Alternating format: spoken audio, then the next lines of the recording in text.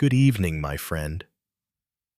Before we drift deeper into the quiet of the night, let me tell you a story. A slow, cold, and strangely gentle story about a world that once shivered under endless rain. Tonight, you will walk through a Europe wrapped in gray clouds where thunder murmured like an old, tired god, and where you, just an ordinary traveler, find yourself standing at the edge of a century weighed down by hunger and despair. So, settle yourself, breathe softly, and allow the sound of this ancient winter to fold around you like a blanket of snow. Because this is not a tale of kings or knights riding into glory. This is the story of people like you, ordinary souls who woke each morning with the same hope you carry now, that the sky would be kind, that the fields would bloom, that tomorrow would be gentler than today. But in the year 1315, the heavens forgot their promises, and Europe stepped into one of the darkest winters ever recorded. A winter so long, so wet, and so merciless that historians later whispered its name like a quiet warning: the Great Famine, or, as many would call it, in fear, the Dark Winter. You may close your eyes for a moment if you wish, because the world you're about to enter is best seen in softness. A sky sagging low, swollen with rain that never seems to end. Fields that should be golden with wheat now lie drowned beneath cold sheets of water. Villages huddle beneath layers of fog, their chimneys silent because there is nothing left to burn. And everywhere, in every direction, you hear the same sound, the steady tapping of rain, like fingers drumming on the roof of the world, reminding you that sunlight has been replaced day after day by a storm that refuses to die. It began quietly. That is the strange thing about disasters: you rarely recognize their arrival. In May of 1315, when the first rains fell, people smiled at the thought that the soil would soften, that seeds would sink more deeply. That summer would arrive lush and fruitful. You might have smiled too, lifting your face to the rain, feeling its coolness after a long winter. But then, the rain kept falling. Days blurred into weeks, and each morning you awoke to the same dark sky pressing low against the land. The ground grew heavy, thick with mud. Seeds rotted instead of sprouting. Livestock sank into wet earth as if the soil itself were swallowing them. By the time people understood what was happening, it was already too late. You can almost see it now. Families stepping outside their wooden cottages, looking across the drowned fields, with hands on their hips, whispering to one another in disbelief. The wheat that should have risen by June lay flat and yellowing. Barley fields glistened like shallow lakes. The scent of mold drifted through the air, and in the distance, thunder rolled, not fierce, not violent, but tired, like a creature that had forgotten why it growled but continued anyway.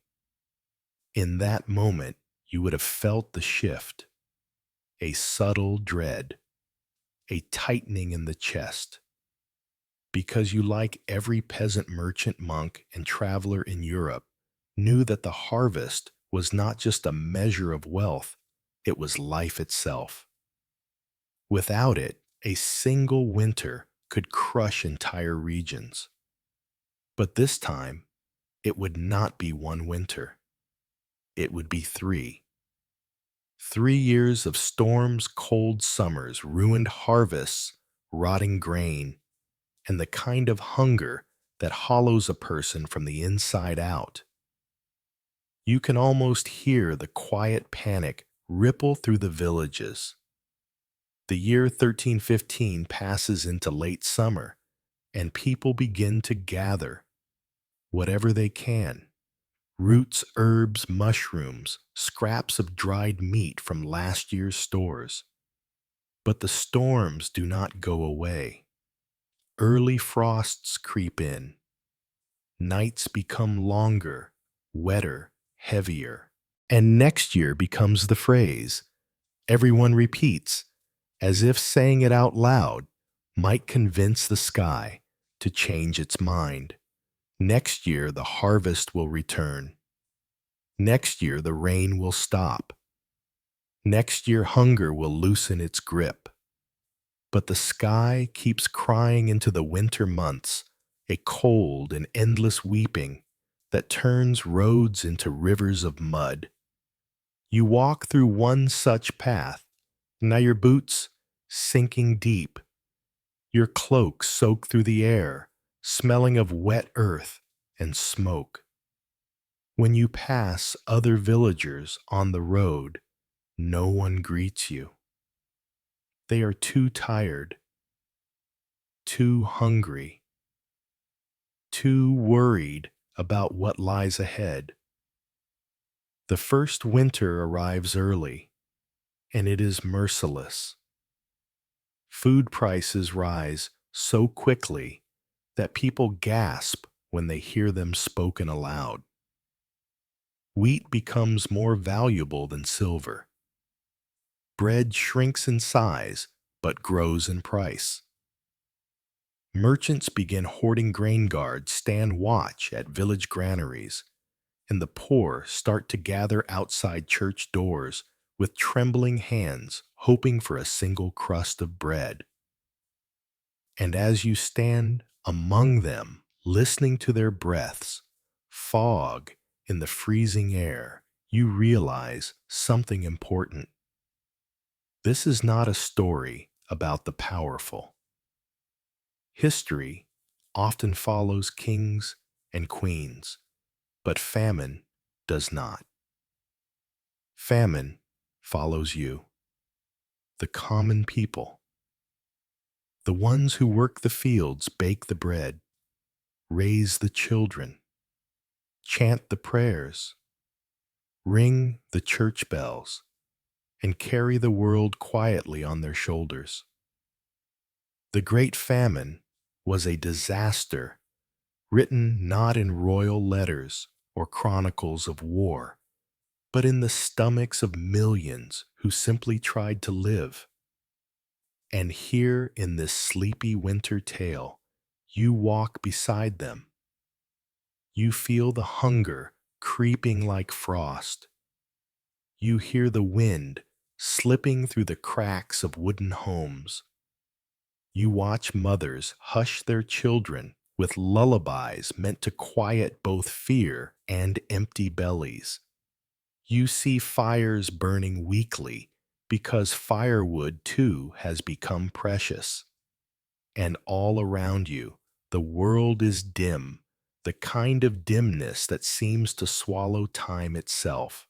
By early 1316, the famine deepens. There are whispers, dark ones, about people grinding tree bark into bitter flour, boiling weeds for soup, searching riverbanks for anything edible. You hear stories of families abandoning their homes, walking south in hopes of finding a land untouched by storms, only to find more rain, more mud, more hunger. And through it all, winter sits heavily over Europe, like an ancient beast, unmoving, unblinking patient. It watches as hope thins. It watches as villages grow quiet. It watches as human resilience is tested again and again. But remember, this story is not meant to frighten you. It is meant to cradle you gently in the long, slow rhythm of history. Because even in the darkest winters, people survived. They huddled together, shared what little they had prayed in small stone chapels, where candles flickered against walls damp with cold.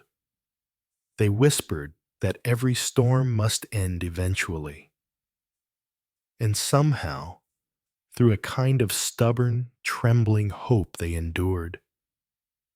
And now, as you lie here listening to this tale from 7 centuries ago, you breathe a little deeper, knowing that the world has faced long nights before. Nights without sunlight, nights without warmth, nights where even the future felt thin. But the dawn always came back. Tonight, you will follow Europe into this dark winter, a place where rain replaced sunlight, hunger replaced comfort, and the sky felt heavy enough to break. But you will walk gently, slowly, safely, because this is a story told in whispers, in quiet footsteps across muddy roads, in the soft sighs of people who refuse to surrender to the storm. Welcome, then, to the beginning of the dark winter, a winter that swallowed the light, and a winter you are about to walk through softly on your way to sleep.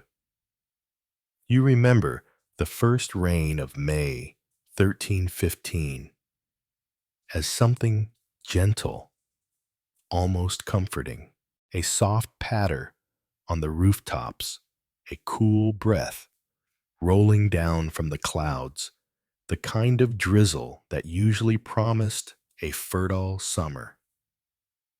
You stepped outside your small cottage that morning, letting the cold drops touch your skin, and you thought, like everyone else in your village, that the season had begun the way it always should.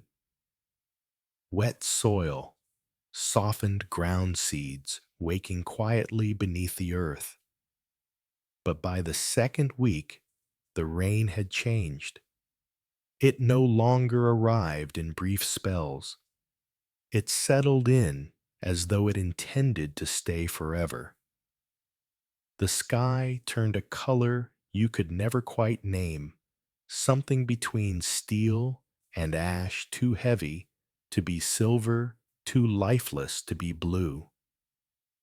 You watched clouds drift low over the hills, like sagging curtains stuffed with storms that seemed to gather strength rather than release it.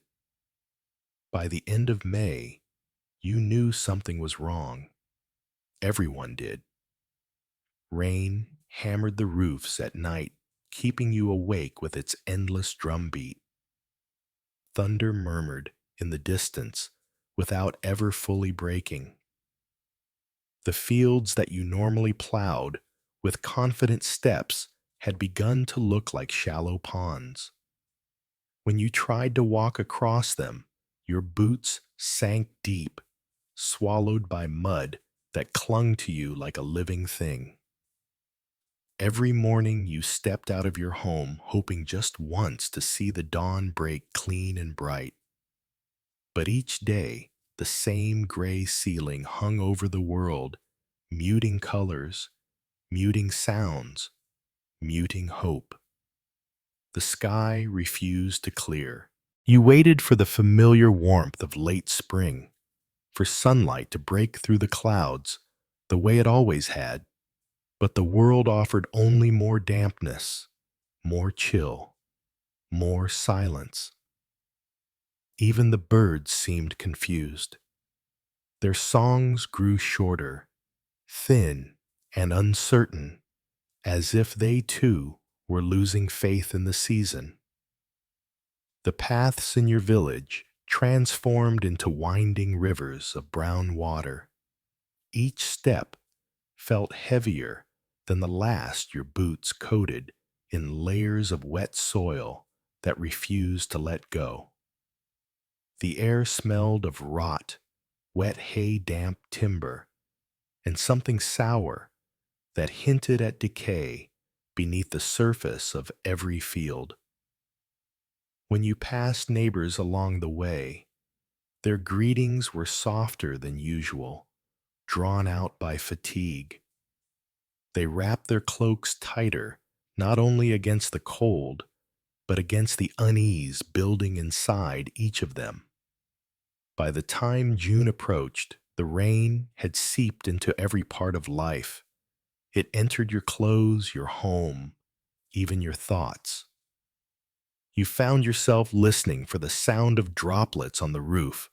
Before you were fully awake, each morning bracing for the disappointment that came when you heard them falling again.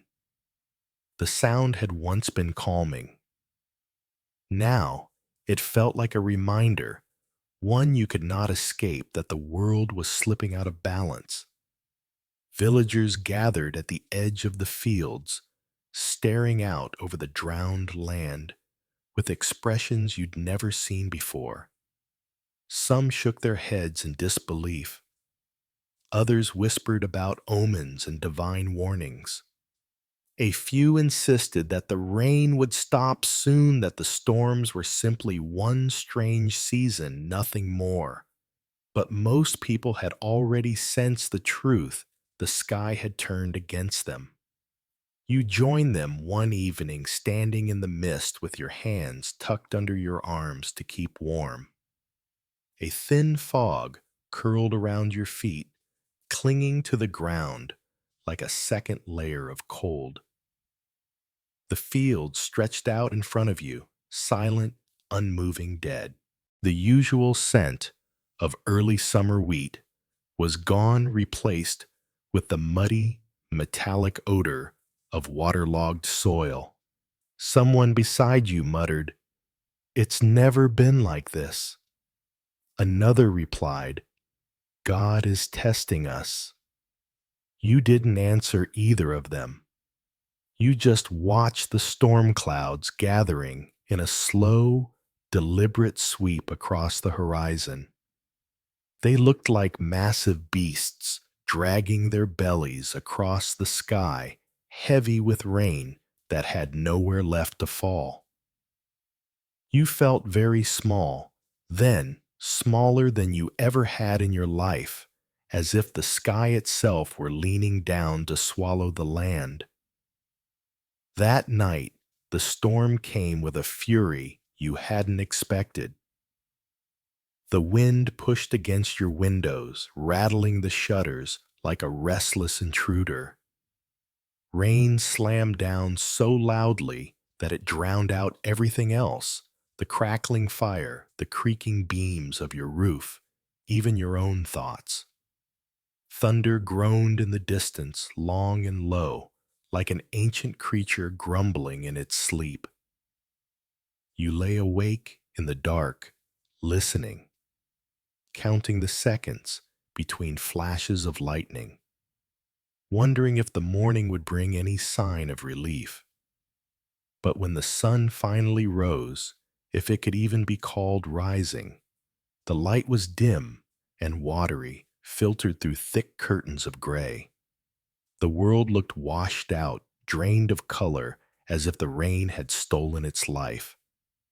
A week passed, then another. Each day, the mud grew deeper.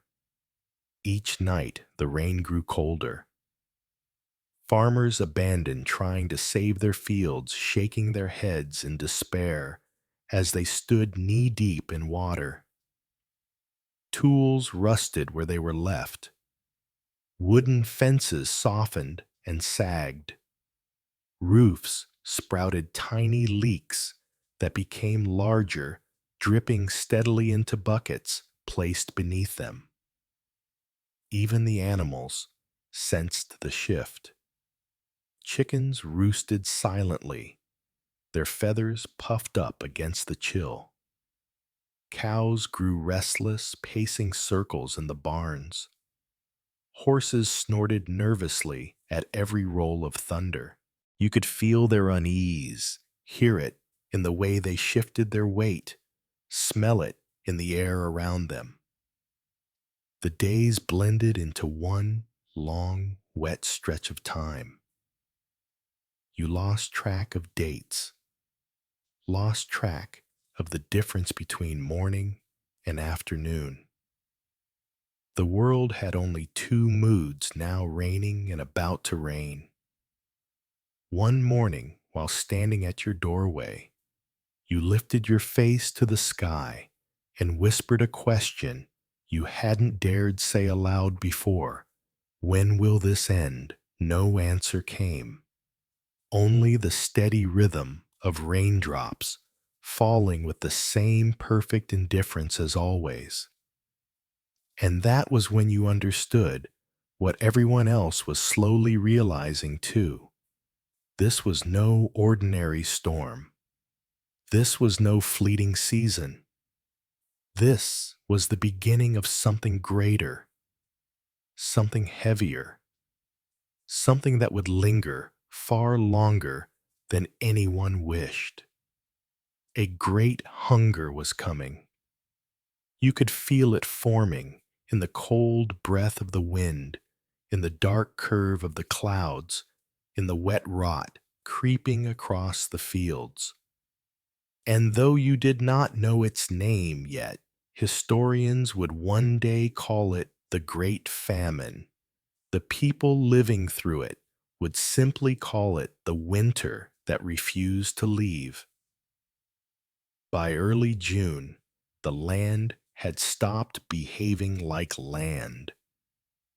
What should have been a patchwork of green wheat, barley, and early oats had turned into a drowning landscape. You stood at the edge of your field watching water ripple where grass should have swayed. Seedlings you had planted with careful hands in spring were now rotting beneath murky water, their roots starved of air. With each passing day, the mud deepened. It thickened into a heavy sucking mass that swallowed your tools and dragged at your legs. The plow you once pushed with steady rhythm became impossible to move. Oxen refused to step into the mire, trembling, snorting, pulling back in fear. You tried anyway, not because you thought you would succeed, but because you could not bear the thought of giving up. The smell of wet earth and decay clung to you as you struggled to lift trapped seeds from the mud seeds that even in your hands felt soft, swollen, and wrong. Your neighbors walked the edge of their farms with the same tight look in their eyes. The baker complained that his grain stores were growing moldy. The miller said the river ran too wild to grind flour. The old women at church women, who had lived through decades of hardship, whispered that never in their lives had they seen such a summer. Storms rolled across the land, almost every night, arriving so predictably that you began to expect the first rumble of thunder just after sunset. Wind lashed at roofs. Rain blew sideways, slipping through cracks in walls. Houses smelled of damp wool, wet straw, and leaking smoke. And the fields, they lay beneath a shroud of stagnant water, as though someone had poured a lake across your world and forgotten to lift it back up.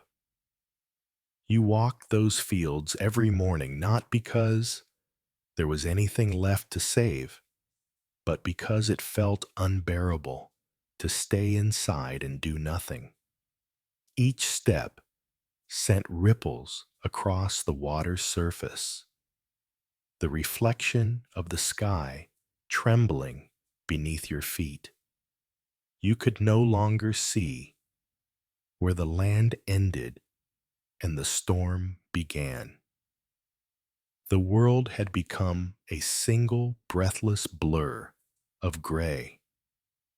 Sometimes you knelt down, dipping your fingers into the cold water, brushing aside floating bits of straw and broken stalks. Beneath the surface, the soil felt slimy, almost alive.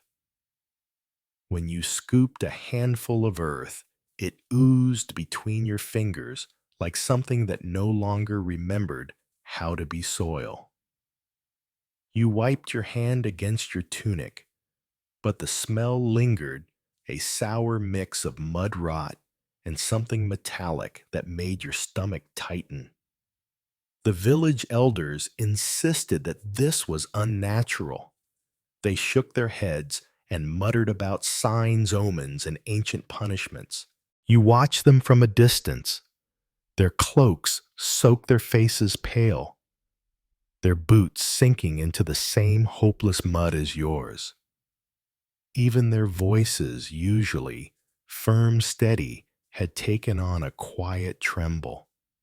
You saw it in everyone, in the hunched shoulders, in the way people paused before speaking as though searching for words that didn't exist, in how no one laughed anymore, not even the children who once splashed in puddles without care.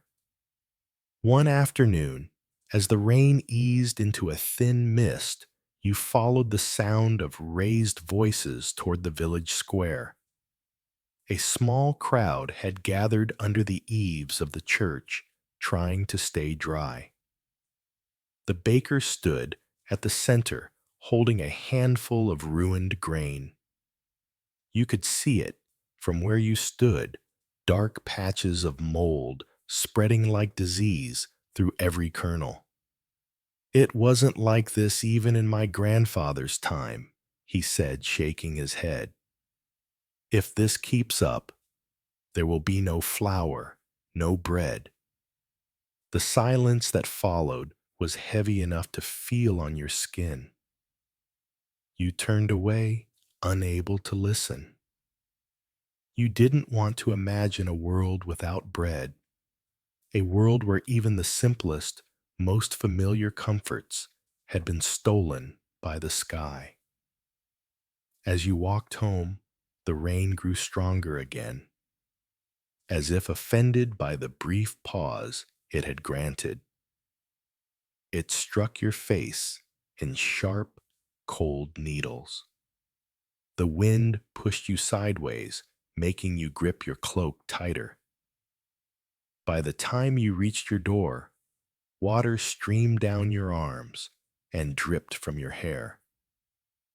Inside, the house felt colder than the air outside. You fed the hearth, though the damp wood hissed and spat, refusing to burn properly. Smoke leaked from the fire and curled across the ceiling. You sat beside it anyway, shivering, listening to the storm against the walls. Hours passed, like that rain, thunder, silence, rain again. The same cycle repeating endlessly, a rhythm that felt more ancient and inevitable than anything you had ever known. Some nights, when the wind howled through the cracks in the wall, you wondered if the storm could hear your thoughts, if it sensed your fear, if it knew that little by little it was winning. You wished for sunlight with a desperation that frightened you. You dreamed of dry earth, of warm mornings, of fields golden with wheat. But dreams felt fragile now, too easily drowned by the sound of water trickling from the roof beams. And still, the fields remained submerged. Nothing changed. Nothing improved. It was as if the land itself had stopped breathing. One dawn, though the word dawn felt generous, given that the sky never brightened beyond a dull gray, you walked out to your field and saw something new. It wasn't hope. It was worse. A thin film of greenish scum had begun to coat parts of the water, spreading across the surface like an infection. Beneath it, you could see the faint outlines of seedlings collapsing in slow motion, dissolving into the earth that no longer nourished them. A sick feeling spread through your chest. Not shock. No one was shocked anymore. Just a deeper, heavier kind of acceptance. The fields were dying. And with them, so were you. You lifted your head and stared up at the sky. Rain tapped lightly against your cheeks. Clouds hung low and swollen, drifting like immense indifferent spirits. You whispered a quiet plea, a prayer, a question, something between all three. But the sky gave no answer. It simply continued its endless weeping, pouring itself over the land, again and again, as if determined to wash away everything you had ever planted, ever built, ever loved. And as you stood there, soaked to the bone mud, clinging to your boots, you felt the first true understanding settle into your heart like a stone. This was not a storm you could wait out. This was not a season that would pass. This was the beginning of hunger, real hunger, creeping toward you like a winter that had forgotten its place in the calendar. And the sky, unchanging and unbroken, refused to clear. As the storms continued, another dread grew quietly inside the village, one even worse than the floods. The grain stored from last year, the harvest meant to sustain you through the new season, began to spoil. Barrels of wheat, once dry and golden, started to sweat beneath the relentless humidity. When you opened the storage room, a sour smell drifted out, the unmistakable scent of grain beginning to mold. You sifted your hands through the kernels and felt a faint, unsettling warmth, moisture trapped deep within. Little sprouting threads appeared on the surface of the grain, pale white and fuzzy. You brushed them away, but they returned each morning, spreading deeper into the sacks as if the rot were alive and hungry. Livestock, too, fell under the season's curse. Cows that normally grazed confidently across the meadow sank to their knees in the mud, their legs trembling under the growing weight of sickness. Sheep grew thin, their wool slicked down by constant rain. Horses caught fevers that swept through the stables like a whispering plague carried by damp air.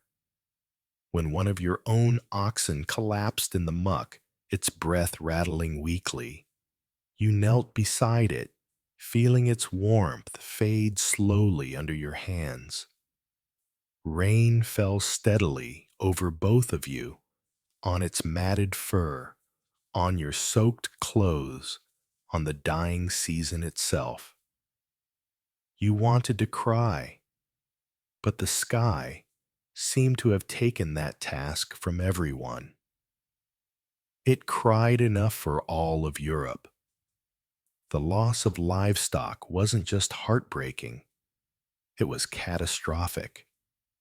Without animals to plow fields, to carry loads, to produce milk, the village felt a part of its strength fade like a candle guttering in a storm. Everywhere you looked, nature seemed to move with a single intention to overwhelm, not out of cruelty, but out of an indifferent, unstoppable force that cared nothing for your struggle. You saw it in the way the rain clung to everything, your tools, your clothes, your skin, as though it wanted to seep beneath the surface of your life and unravel it from the inside. Nothing stayed dry long enough to recover.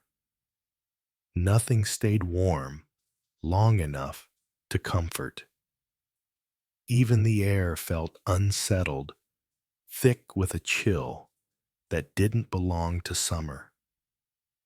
Your world, once a small and predictable circle of soil, sky, and simple labor, had shifted into something unrecognizable, and the sickness kept spreading. At first, it was the weaker animals, the old cow, the lamb, that had always been a bit fragile. But then the stronger ones began to fall ill as well. Their breath came in ragged bursts, visible even in the mild air. Their eyes dulled, their steps shortened and grew uneven. The sound of coughing from the stables became as constant as the rain itself, echoing through the village like a warning no one wanted to hear. You spent hours trying to save them, covering them with blankets, feeding them whatever scraps you had left, kneeling beside them through nights that felt longer than any winter you'd known. But each morning, the storm greeted you with fresh losses. You would open the stable door to find another animal lying in the mud, its body still, its fur matted to the ground. The villagers buried their livestock silently, without ceremony, because there was no time for grief. And even had been time, no one had the heart to spare. Every death was a wound, not only emotional, but practical. Another mouth gone, yes, but also another source of milk, of strength, of hope. You began to understand that the famine wasn't something approaching. It was already here. It had simply introduced itself first through the fields, then through the grain, and now through the animals that had once been the backbone of the village. Food was disappearing, one form at a time. Some nights, as you lay awake listening to the unstable crackle of a damp fire, you caught yourself imagining the future. You pictured winter months of cold months of hunger stretching out before you. And for the first time in your life, you couldn't picture a clear path through it. The thought frightened you in a quiet, creeping way. Because hunger didn't just empty the stomach, it emptied the mind of certainty, and nature was relentless. When the wind shifted direction, it carried the stale smell of rot from distant farms. You recognized it instantly. It was the scent of decay, settling across entire regions, not just your village. Travelers passing through described flooded roads, dead sheep scattered across hillsides, abandoned homesteads where families had left in search of someplace drier, someplace kinder, someplace where their footsteps didn't sink into the ground as if the land were trying to swallow them. No such place existed. By midsummer, you no longer looked to the sky with hope. You looked with dread, because each time the clouds darkened, you felt your strength, your food, your future shrinking like a flame under wind. And yet the rain kept falling. Some villagers tried to pray it away. They gathered in the church, lighting candles that flickered in the damp air. They knelt on cold stone floors, whispering petitions to God with trembling voices. But the thunder outside drowned their words, rolling over the roof like a reminder that the heavens had turned distant, unreachable. Others tried to work harder, as if sheer effort could change the season's mind. They dug new drainage trenches. They hauled barrels of sodden grain out into the weak daylight. They tried to keep pace with nature's assault. But nothing helped. The mud swallowed their labor. The rot claimed everything placed before it. The storms erased each day's effort before morning even came. And you caught between fear and exhaustion, felt something inside you begin to surrender. Not fully, not in defeat, but in acknowledgement. You realized that this was not a trial you could outwork or outrun. It was not a storm to endure, but a force to survive. Nature had declared itself the master of this season, and you, like everyone else, were left to bow beneath it. By the end of July, the village felt like a place suspended between the world it had been and the world it was becoming. People spoke less. They moved slower. Their eyes darted often toward the sky, hoping not for sunlight anymore, but simply for a moment of stillness. Just one moment without rain. But the sky never granted it. It loomed above you, gray and swollen, patient in its purpose. Each drop of rain felt like a quiet reminder of how small you were, how small all humans were, before the vast, indifferent machinery of nature. And as you trudged through the mud one evening, your cloak plastered to your skin, and the distant rumble of thunder humming low in your bones, a question rose in your mind, uninvited and cold. If nature can take this much from us in mere months, what will it take in the years to come? A question you were not yet ready to answer, but one that history already knew. By midsummer, hope had thinned into something fragile. Each time you stepped outside, the sky looked the same dull, swollen, oppressive.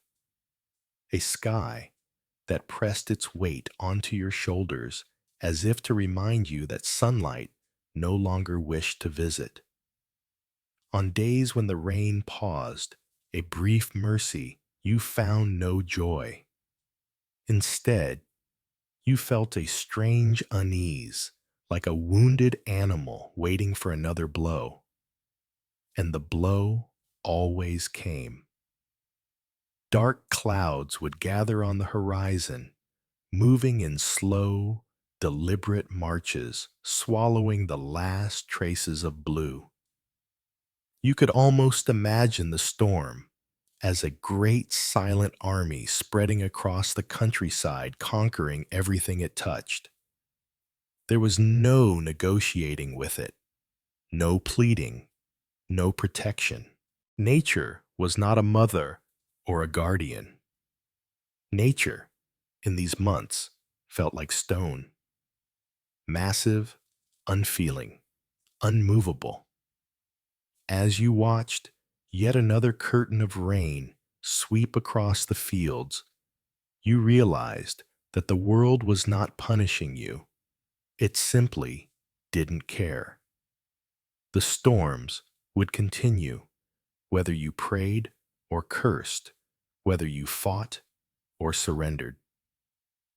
The sky had turned its face away from humanity, and all you could do was endure. Villagers whispered that this was a sign, a cleansing, a warning, a reminder that human life was small, fragile, and fleeting. But you didn't need superstition to feel the truth. It was already in the air, in the mud and the water that soaked into your shoes each night when you walked home in silence. You felt it in every breath that nature was vast, unstoppable, and indifferent, and that you, like everyone else, were standing at the beginning of something far darker than rain. The famine had not yet begun, but you could already feel its shadow stretching across the land. You carried that shadow with you everywhere, into the dim corners of your cottage, into the stables where the air felt heavy with sickness, into the church where candles flickered weakly in the dampness. It settled on your shoulders like a second cloak, heavier than wool, colder than water. Even sleep offered no escape. In dreams, you walk through the same flooded fields, the same sinking mud, the same gray silence that greeted you every morning. And still, each day found a new way to remind you that something deep within the rhythm of the world had snapped. Paths that once connected the village to nearby towns became long, treacherous stretches of sludge. Travelers arrived covered in mud up to their knees, their eyes sunken, their voices hoarse. They spoke of other villages suffering the same fate: drowned farmlands, dead livestock, spoiled grain. Some roads had become so flooded that entire communities were stranded, unable to trade, unable to seek help. The world was shrinking one ruined path at a time. One afternoon, as you walked past the village green, you noticed a group of elders gathered around a fallen tree. It had toppled in the night, its roots exposed like pale, twisted bones. One of the elders tapped the trunk with the end of his staff and shook his head. "Too wet," he muttered. "The ground can't hold anything anymore." That sentence lingered with you long after you walked away. The ground can't hold anything anymore. Not the trees, not the crops, not your hopes. When the bishop arrived from a neighboring town, the villagers flocked to him as if he carried sunlight in his hands. His robe was soaked, his boots caked in mud, his face worn from the journey. He climbed the steps of the church and raised his arms, calling for faith and endurance. But even he couldn't hide the tremor in his voice or the way he glanced upward, as if expecting the heavens to split open again. He spoke of trials, of spiritual cleansing, of God's wisdom. But outside, thunder rolled with a sound that swallowed his words, and for a moment, everyone simply stood in silence, listening to the storm assert its dominance again.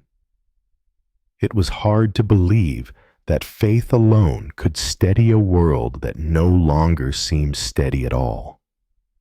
Soon the rain returned in full force, sheets of cold water that blurred the village into a wash of grays. The bishop left the next morning, promising he would return. No one believed he would. As the days lengthened into one another, faint lines of worry deepened on the faces around you. Families began rationing food earlier than usual, their voices hushed as they portioned out smaller and smaller meals. Children no longer played in the lanes. They stayed indoors, huddling near the hearth, their laughter replaced by the soft crackle of damp wood. You felt something shift in their eyes, an early understanding that childhood was being pushed aside by hunger and storm. Some nights, when the rain softened to a drizzle, you heard quiet weeping drifting from nearby homes. A mother mourning a sick cow. A farmer grieving the loss of a year's labor. A father wondering if his children would have enough to eat when winter came. No one cried loudly anymore. It was as if the storm did not permit it. Even your own breath seemed to move differently, shallow, careful, as though you feared drawing too much hope into your lungs. You began to speak less, saving your voice for when words truly mattered, though fewer and fewer of them seemed to. One evening, as you stood at the edge of what had once been your field, you watched a thin line of mist curl across the waterlogged soil. It drifted slowly like a pale spirit, wandering without purpose. The air was cold, but not winter cold, just cold enough to steal your warmth, without numbing you, cold enough to remind you that the true frost had not yet arrived. The horizon stretched before you, in muted colors, gray sky, gray water, gray land. The world felt colorless, as if life itself had been washed away. And in that muted stillness, with the distant rumble of thunder shivering through the air, you finally understood something that had been forming quietly in your mind. The rain was not the enemy. It was simply the messenger. A messenger delivering news of a hunger so vast it would reach into every home, every village, every life. A hunger that would creep through the land like a slow-moving shadow, dimming everything in its path. The famine was coming. You didn't know its name yet. You didn't know how long it would last or how many lives it would consume, but you could feel it in the thinning faces around you, in the soft, desperate murmurs at the marketplace, in the way your own stomach tightened when you thought about winter, in the silence that settled over the land whenever the thunder paused. You could feel the future pressing against the present, heavy and cold, like a hand closing slowly around your life. And though the sky continued to spill its endless tears, you knew deep down that what loomed ahead would be darker than any storm, colder than any winter, and far more merciless than rain. This was the moment before the true suffering began. The final breath before the world exhaled into hunger. The famine had not yet arrived, but its shadow already touched your feet. You always thought the fields would fight back, that somehow, despite the rain, despite the storms, despite the mud that swallowed every step, something green would still push its way through the soil. Wheat had always found a way. Barley, too. Even oats, the stubborn, hardy grain, usually survived the worst seasons. But not this one. When July faded into August, you walked out one morning and found the truth laid bare before you. The harvest had failed. Completely. Quietly. Without even the dignity of a struggle. Wheat stalks drooped like dying candles, their heads empty, the kernels shriveled or missing altogether. Barley fields had dissolved into patches of yellow mush, the earth beneath them thick and sour. Oats, the last hope for many families, stood twisted and broken, their roots loosened by months of soaking water until the slightest breeze knocked them flat. The fields had not died with drama or noise. They had simply stopped living. You felt something inside your chest tighten as you walked between rows of plants that should have been feeding your family through the winter. When you bent down to examine a handful of wheat, it crumbled in your fingers, leaving nothing but damp dust. Not even worth feeding to the animals. Not that you had any animals left. And as you stared across the drowned land, you realized what every villager already feared: there would be no harvest this year. No bread, no grain, no safety, only hunger. You stood there for a long time, letting the quiet settle around you.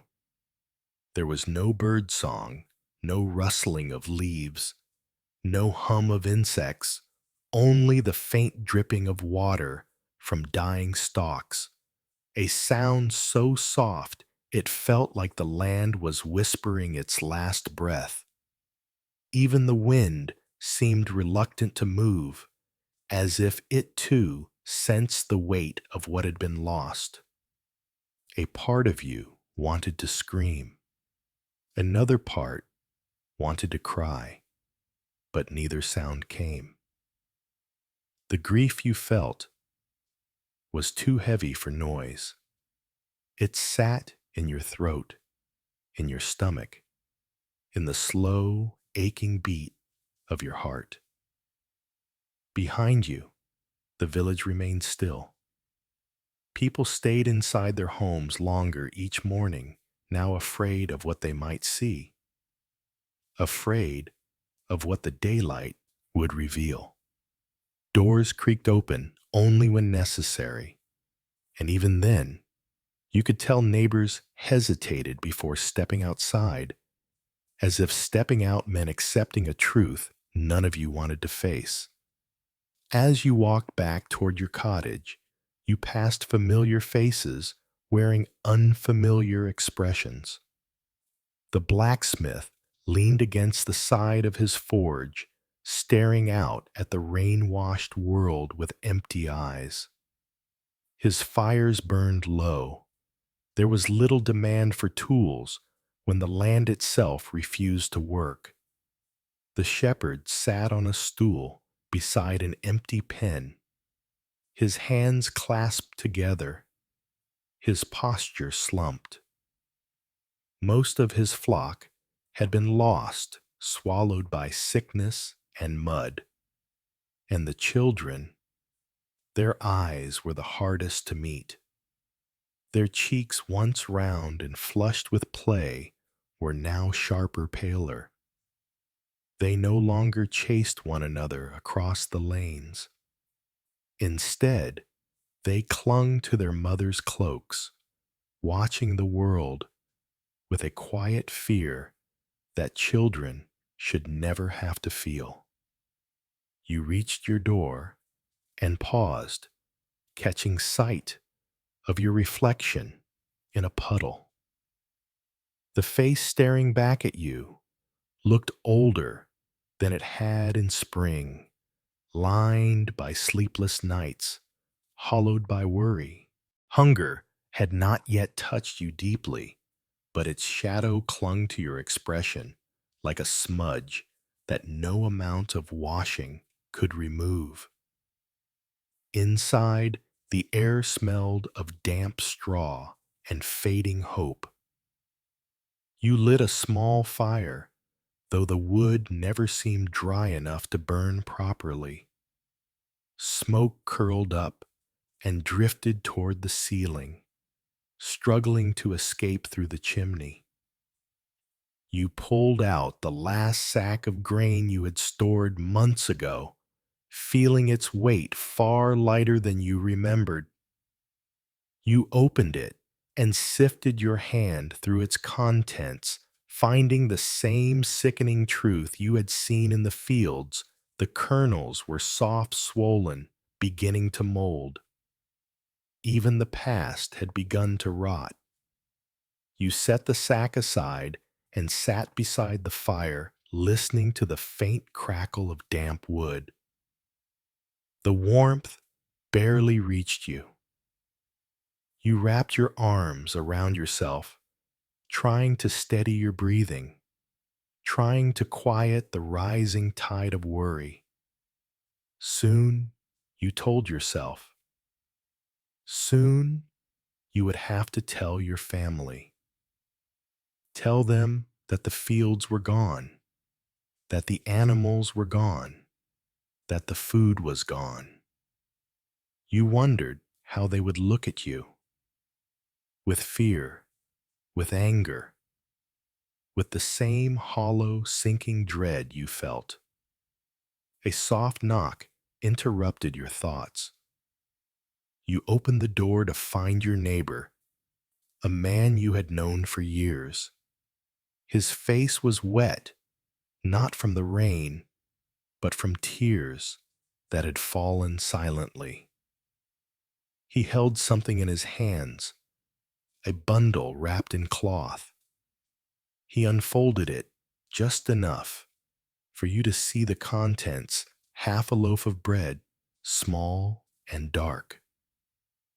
I wanted to share, he said, though his voice cracked halfway through the sentence. For now. It was an act of kindness, so unexpected, so painfully human, that your throat tightened. You took the bread carefully, almost reverently, knowing how much it must have cost him to give. You invited him inside, but he shook his head. Save it, he whispered, and left before you could argue.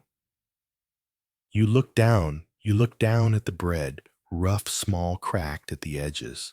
It was not enough for a meal, barely enough for a taste, but it was hope. Thin, fragile hope. And yet, even as you closed the door, even as you held the tiny bundle close to your chest, you knew hope would not be enough. Not against this. Not against a hunger born from 3 seasons of endless storm. Not against the quiet, creeping starvation already settling into the bones of the land. You stood there for a long moment, the bread growing warm in your hands, and whispered to yourself the truth you had tried so desperately to deny. The earth had failed you, and soon your body would begin to fail too. The famine had started, and there was no turning back. With the fields gone, food became something you chased instead of something you harvested. At first, you tried to make meals out of whatever remained from last year's grain that had started to mold barley too wet to store properly, oat sacks that smelled faintly sour. You cut away the worst parts, boiled the rest with herbs, and pretended the bitterness was just a new flavor. But even that didn't last long. Within weeks, pantries emptied, cellars thinned, bread grew smaller, darker, harder. People began to stretch their meals in ways you had never imagined before. You ground the bark of birch trees into coarse powder, mixing it with what little flour you had left. You boiled weeds gathered from the edges of flooded fields, swallowing them even when they tasted of mud. You collected acorns, drying them near the fire, grinding them into a bitter paste that clung to your tongue like ash. Children cried with hollow voices. Mothers scraped the bottoms of pots to gather every last crumb. Elders picked through the forest floor, searching for mushrooms, praying they would not mistake poisonous ones for edible ones in their hunger-clouded minds. Meals shrank until they were no longer meals, just gestures, warm water. With a few leaves, porridge thinned to the consistency of mist bread, so small it felt insulting to hold. Every bite became a negotiation with fear. But you forced yourself to eat because not eating meant weakness, and weakness meant you would not survive the months ahead. Sometimes you ate only to remind your body that it still had a purpose, to trick your stomach into holding on for one more day, one more night, one more shivering morning where the sky still refused to break open with light. You chewed slowly, quietly, feeling the texture of each mouthful rather than its flavor, because there was no flavor left, only the dull taste of survival. The kitchen, once a comforting place, filled with the warmth of baking bread and the soft hum of simmering stews, had turned into a battlefield of scarcity. Every sound felt louder in the silence of hunger: the scrape of a wooden spoon against the bottom of an empty pot, the hollow echo of a cup set down on a bare table, the brittle crack of stale bread breaking in your hands. You found yourself counting everything. You counted beans. You counted dried herbs. You counted the days since your last real meal. You rationed each portion with a precision you never dreamed possible. A pinch of salt became a luxury. A handful of barley became an event. Even the smallest slice of onion felt like a treasure. One evening, as you stirred a thin broth made from boiled roots and weeds, you noticed your reflection in the water. The surface trembled with tiny ripples, distorting your face, making you look older, worn, almost ghostly. Shadows clung to the hollows beneath your eyes. Your cheeks had lost their fullness. Your lips were pale. You looked like someone slowly disappearing. When you served that watery broth, Your hands shook, not from fear yet, but from hunger so deep it felt like your bones were hollow. Across the table, your family ate in silence. No one complained. No one asked for more.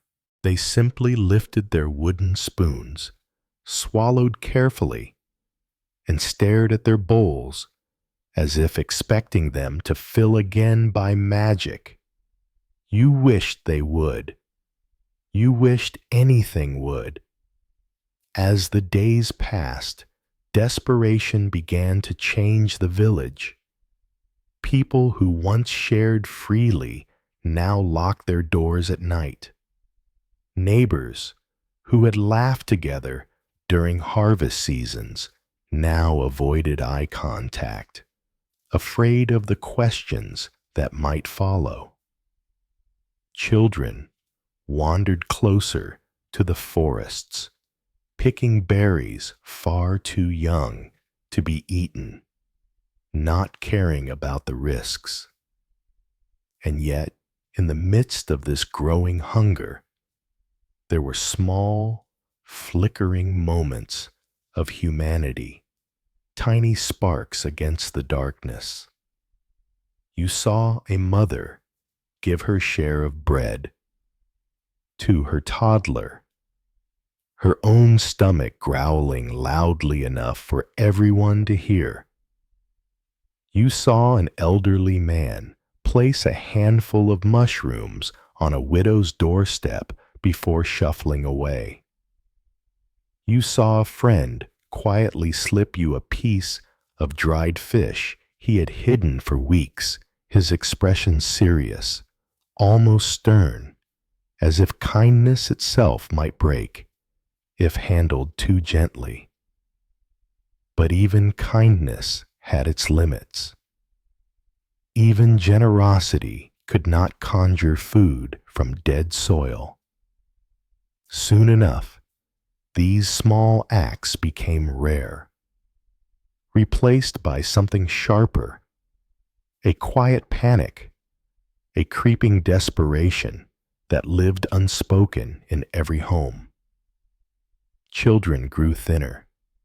You could see the outlines of their ribs when they lifted their arms. Their voices softened to whispers.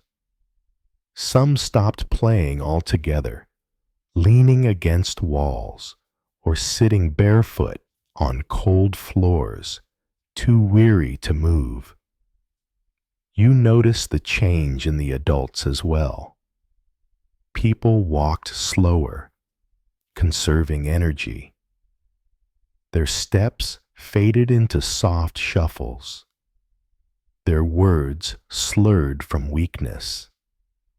One afternoon, while walking through the forest, searching for anything edible, you stumbled upon a group of villagers digging at the base of a fallen tree.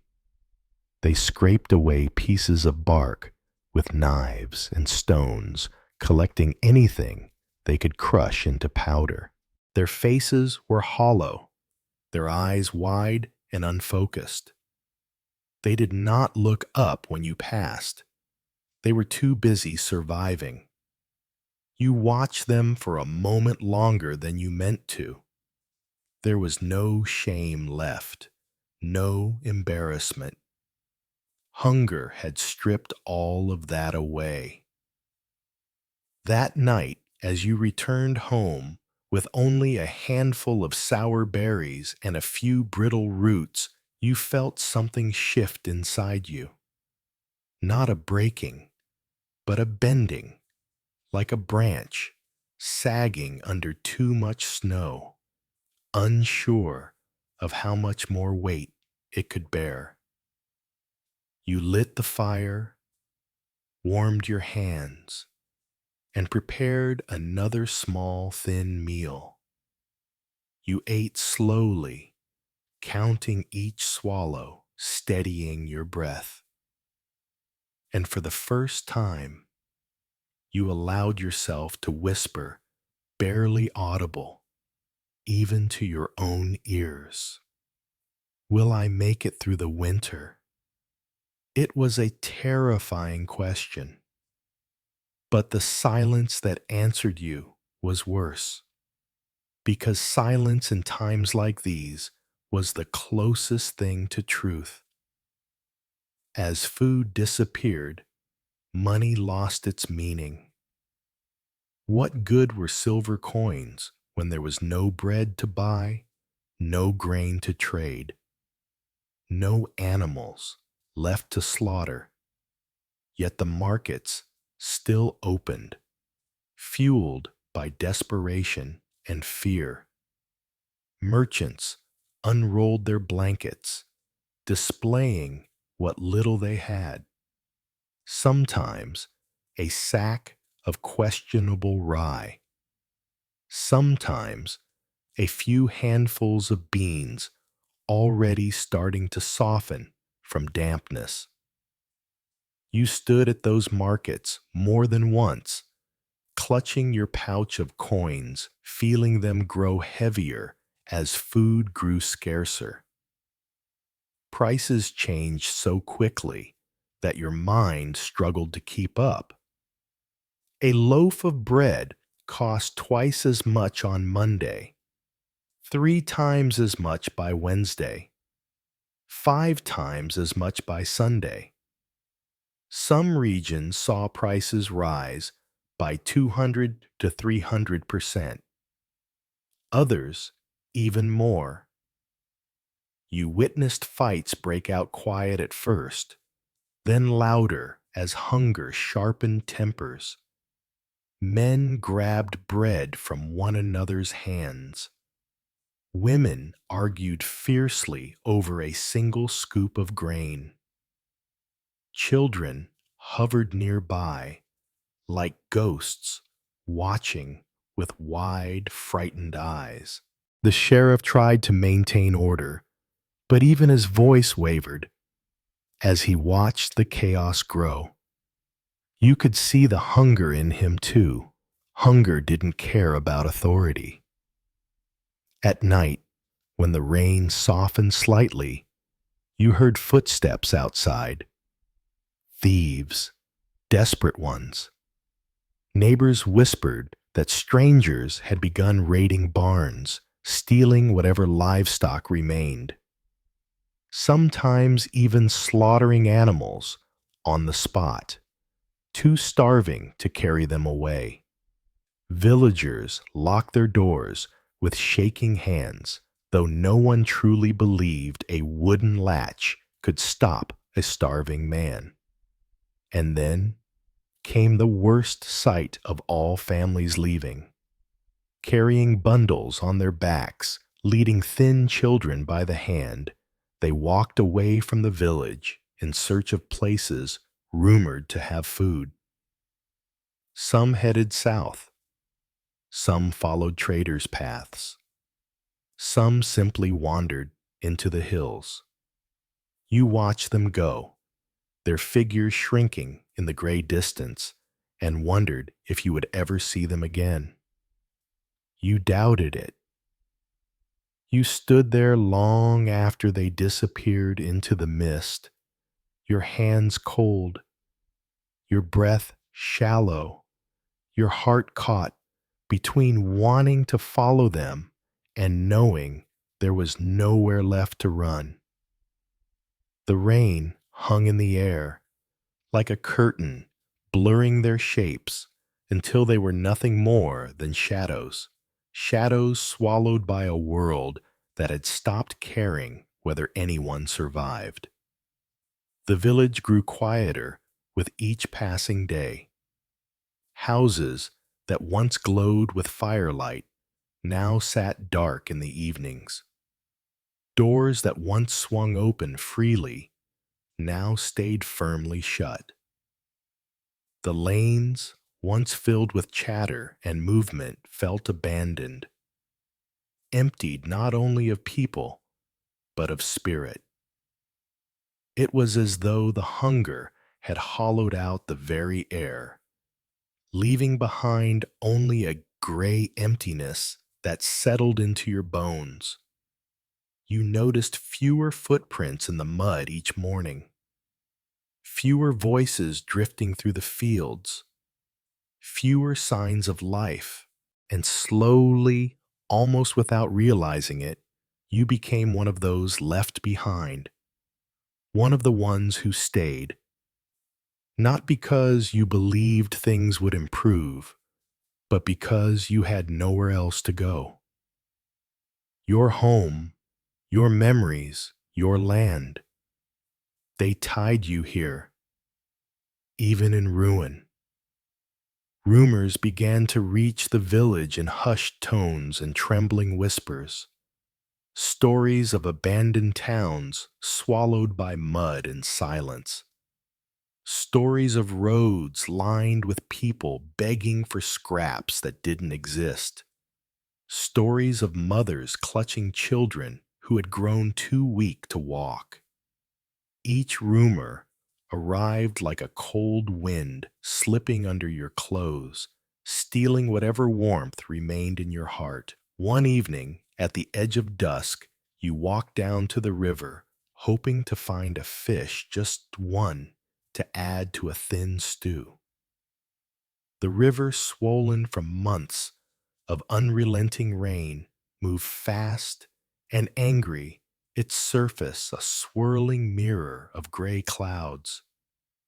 You stood there for hours, your hands numb, your body shaking with cold.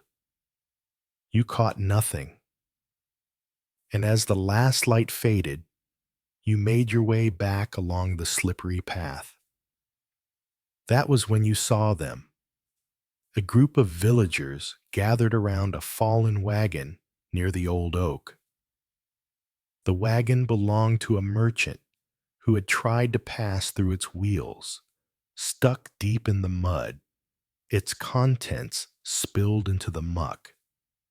Barrels of spoiled grain, a crate of salted fish turned soft and useless, a sack of flour soaked through to the point of being indistinguishable from sludge. The villagers didn't argue. They didn't cry. They just stared as if looking at a corpse, because that's what it was, the corpse of hope. You felt your throat tighten as you walked past them, feeling the weight of the world settle even heavier across your shoulders. Every step grew slower. Every breath felt like a burden. When you reached home, darkness had already filled the room. You lit a candle, though its wavering flame only highlighted how empty the shelves had become. You sat down on the wooden stool, elbows on your knees, head in your hands. You thought of the families who had left. You thought of the ones who were too weak to leave. You thought of the winter creeping closer with each cold, wet night. And in that moment, you understood something with a clarity so sharp it stung. Hunger wasn't simply an absence of food. It was an enemy, quiet, patient, merciless. And you were already losing to it. That night, you barely slept. Rain tapped against the windows. Wind whispered through the cracks in the walls. Your stomach ached, empty and restless. When morning finally came, weak and colorless, you stepped outside and looked at the village once more. It felt smaller than it had ever been. Smaller, quieter, and dangerously close to fading altogether. And as you stood there watching a thin line of smoke rise from what little remained of your neighbor's fire, you realized that the famine wasn't just consuming food. It was consuming people, their strength, their hope, their will. Bit by bit, the hunger was hollowing out the land, and soon it would hollow out you too. Hunger does not arrive all at once. It creeps. First you feel it as an emptiness, annoying, unsettling but manageable. Then it becomes a constant ache, a whisper inside your ribs that grows sharper each day. Then comes the weakness, then the dizziness, then the fear. You saw that fear settle into the village like an invisible fog. People walked more slowly. They spoke less. Their cheeks thin, their eyes dimmed, their clothes hung loosely from shrinking frames.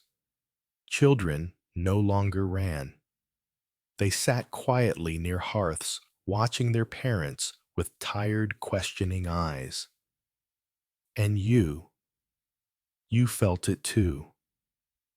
The long nights without food, the meager meals that barely warmed your hands, let alone filled your stomach, the way your legs trembled after simple chores, the way your breath came shorter, your thoughts slower, your hope fainter. But you were not alone. The entire village was fading with you.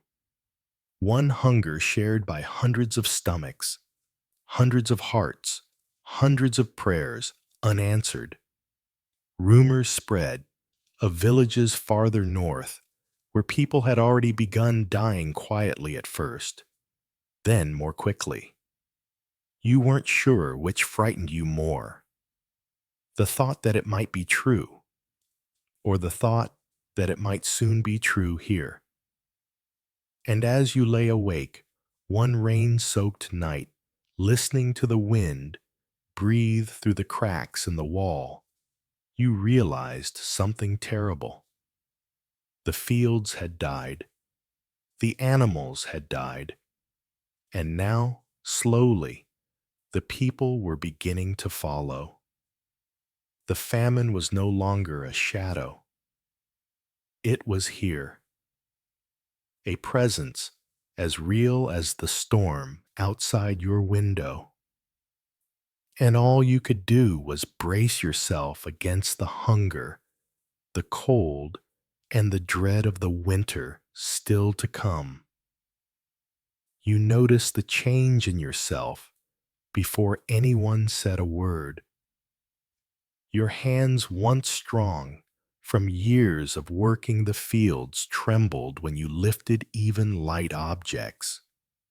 Your knees ached when you stood not from age or injury, but from the simple absence of nourishment. When you washed your face in the cold basin each morning, your fingers brushed along sharper edges of bone you had never felt before. Your reflection had become a stranger, your skin paler, your eyes darker, your cheeks hollowed like the land around you. But the most unsettling change wasn't physical. It was the quietness that wrapped itself around your thoughts. Hunger didn't only weaken your body, it dimmed your spirit. It made every task feel insurmountable. It made every decision feel heavier.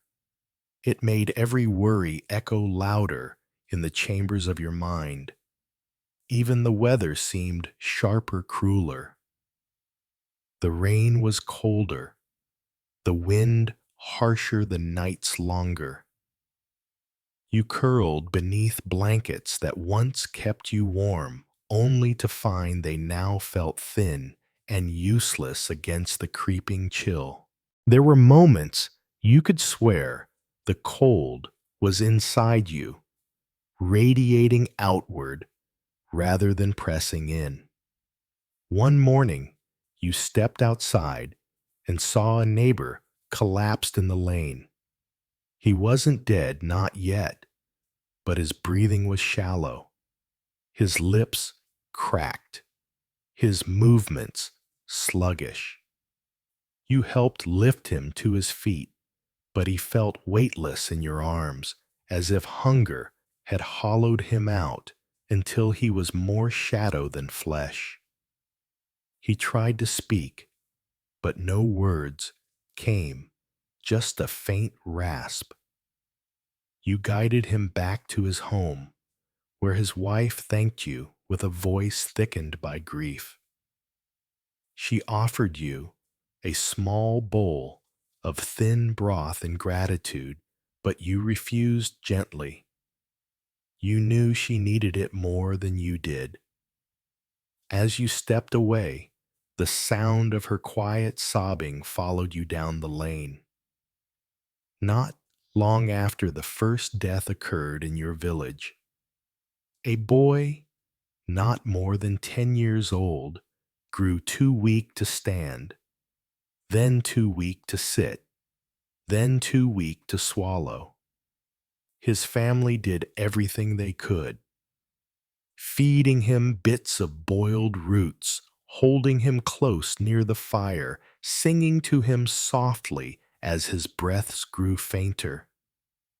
When he finally slipped away, he did so in silence, a whisper of life, extinguished without protest. The village buried him in the rain. No one had the strength for ceremony. No priest came to speak. Only the sound of shovels striking wet earth broke the stillness. It was the first grave of the famine. But you all knew it would not be the last. More people fell ill first, the elderly, their bodies too fragile to fight hunger. Then the children, their small frames no match for starvation's relentless grip.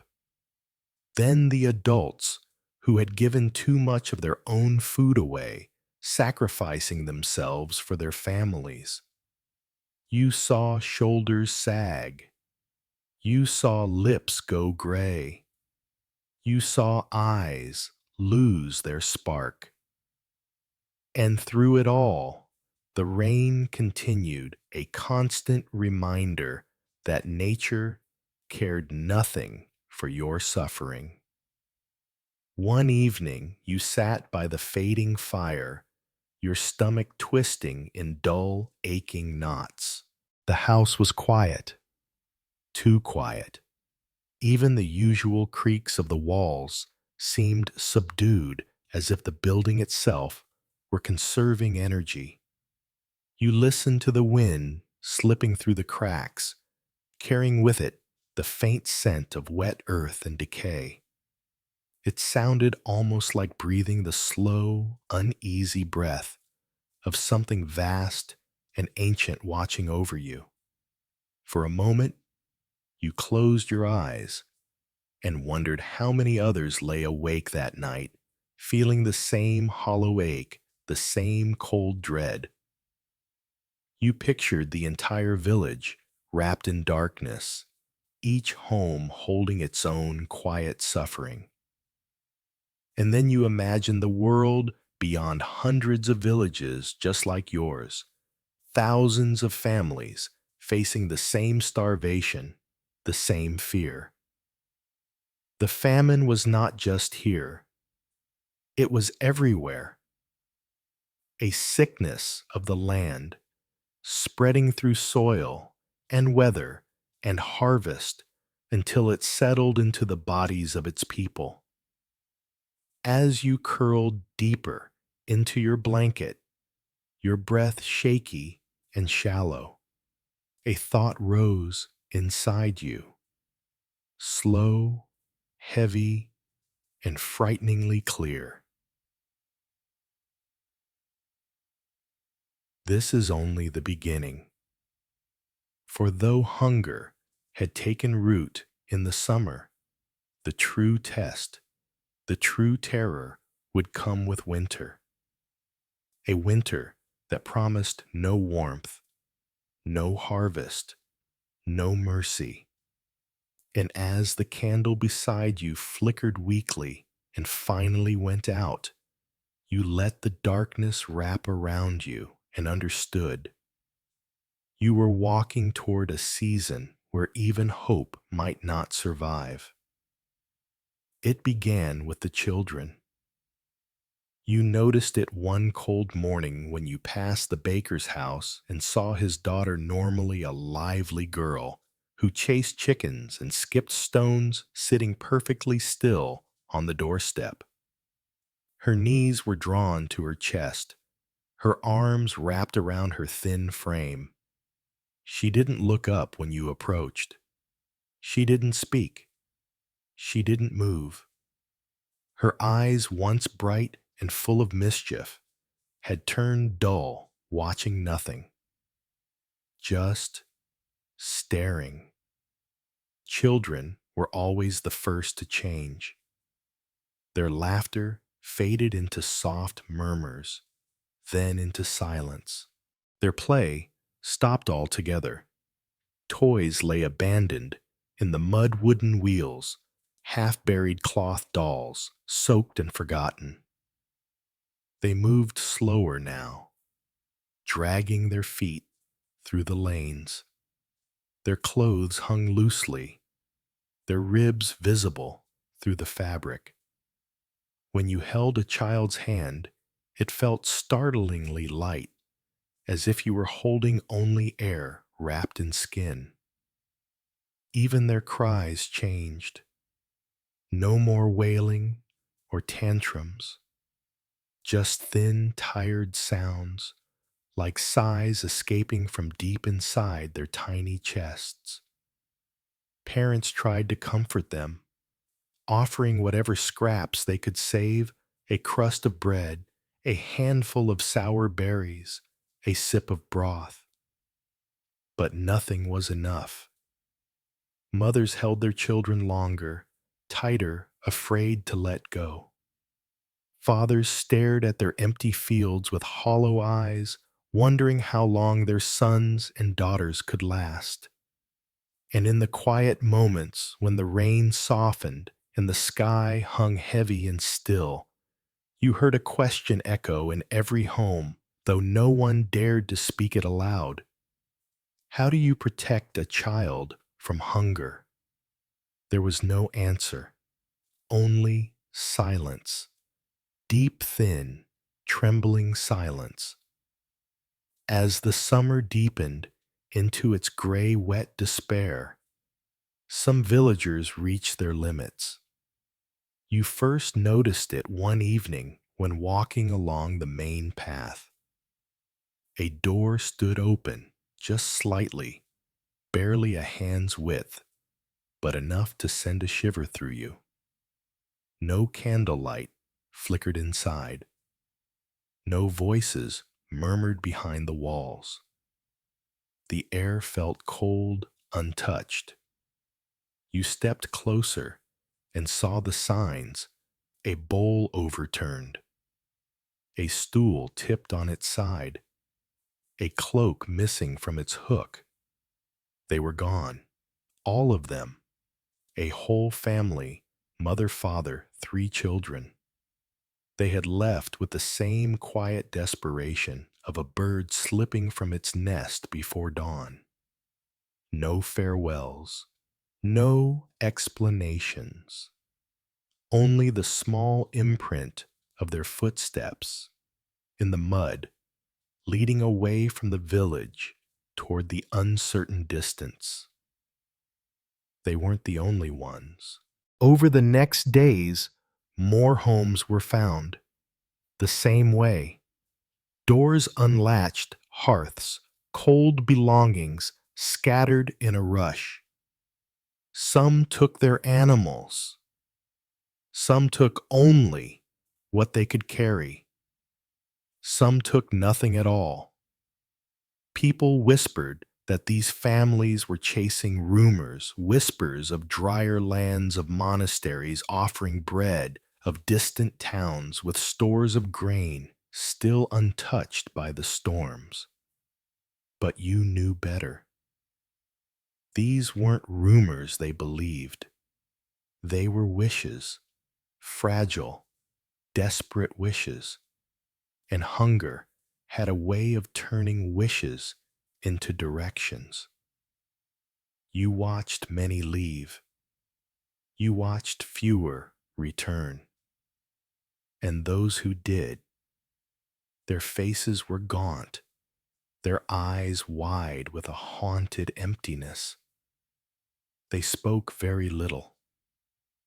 But when they did, you heard the same sentence again and again. There is nothing out there. Some people unable to flee into the forests or follow the winding roads turned to the monasteries. You joined them once. The path to the nearby abbey wound through wet fields and dripping trees. As you approached, you could already hear the murmurs of the crowd, voices hushed by exhaustion, prayers carried by trembling breaths. When you stepped through the gate, you saw them, dozens of villagers from distant towns, women holding limp infants, men leaning on staffs, their legs too weak to support them, elders wrapped in thin cloaks, their heads bowed. They knelt along the walls, waiting for the monks to open the grain stores. But the monks were overwhelmed. Their faces were pale, their steps slow. They carried baskets of bread that looked painfully small in their trembling hands. They gave what they could, slices no thicker than a coin, just enough to warm a starving body for a short while. You received your peace, though you hesitated to take it. When you tasted it, it felt soft and warm on your tongue, but it disappeared too quickly, leaving behind a sharper, more desperate kind of hunger. The abbot stepped forward and tried to calm the crowd, his voice gentle but strained. He said they were doing everything they could. But even monasteries were not safe from the ruin of the harvest. Their fields were drowned, their stores dwindling, their animals sick. You watched the weary monks retreat into the abbey, shutting the doors softly behind them, though not softly enough to hide the trembling in their hands. And for the first time, you realized even the places of God were starving. You lingered in the courtyard long after the monks had closed the doors. The air felt heavier, there weighted not only by rain, but by the quiet despair of so many people gathered in one place, all of them carrying the same empty ache in their stomachs, the same quiet trembling in their hands, the same unspoken fear in their eyes. No one wanted to leave. Mothers rocked their children gently, even when the little ones were too weak to fuss. Old men leaned against the stone walls, their breath slow and shallow. A few villagers held rosaries between shaking fingers, whispering prayers that sounded more like confessions. And beside you, a young boy barely old enough to work the fields collapsed onto his knees, too dizzy to stand. You knelt with him, steadying his shoulders as he tried to gulp air into his trembling chest. His mother rushed over, tears streaking down her cheeks, thanking you over and over, even though you hadn't done anything at all. You could feel her bones beneath her clothes, frail, like the last branches of a dying tree. She held her son close, pressing his face into her shoulder, rocking him with a tenderness so fierce it made your heart ache. But you knew, and she knew, that love could not fill an empty stomach. You stayed until the monks returned to distribute watered wine, though you could tell they did so reluctantly, their eyes darting to the small barrels they had left. The abbot murmured a blessing, but even his voice trembled, the sound quivering with fatigue and something that felt dangerously close to despair. When you finally turned to leave, you glanced back at the abbey one last time. The doors had closed again, and behind them, you could almost hear the monks whispering among themselves, fearful, uncertain, praying for guidance in a world that felt like it was unraveling stitch by stitch. As you walked down the muddy path leading away from the monastery, your steps heavy and uneven, you felt a strange mix of comfort and sorrow. Comfort, because you had seen kindness, however thin and fragile. Sorrow, because you had also seen the limits of that kindness. A monastery could feed a few mouths for an afternoon, but it could not save a starving world.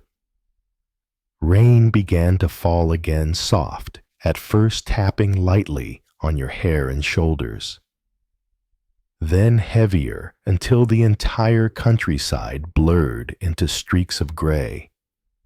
And with every drop that hit your skin, the truth settled deeper into your bones. If even the abbey was running out of bread, if even the monks were trembling, if even holy places could not find mercy in the storm, then the famine had become something larger, something that no prayer, no ritual, no human effort could hold back. You walked home slowly, aware of every sound. The muddy squelch under your boots, the distant crying of a child behind you, the tired cough of an old man leaning on his staff. The abbey's bell tolled faintly through the rain, not for prayer, not for gathering, but as a warning. A reminder that hunger had reached even the sacred stones. And as you pushed open the door of your cottage, cold wind swirling at your back, you realized something you had never allowed yourself to admit out loud. If God was listening, He was listening in silence. When nights grew longest and storms roared through the valleys, villagers gathered in whispers. You heard the stories. You heard them all. A grave found, disturbed at the edge of the cemetery, soil, half-sunk coffin lid askew. Someone murmured that scavengers had done it. Others said it was something far worse. A pair of siblings disappearing from a nearby farm, last seen walking toward the forest. Some said wolves. Some said they ran away. Others said something else had taken them. A traveler passing through spoke of a village to the north where starving people ate things no one should eat. He did not give details. He did not need to. The silence between his words was enough. Medieval chroniclers would one day write these rumors down, not as proven truth, but as echoes of desperation, shadows cast by fear on the edge of civilization. You did not know what to believe. No one did. But hunger changes the human mind. It bends it, twists it, pulls it toward places too dark for ordinary thought. So you did not dismiss the rumors.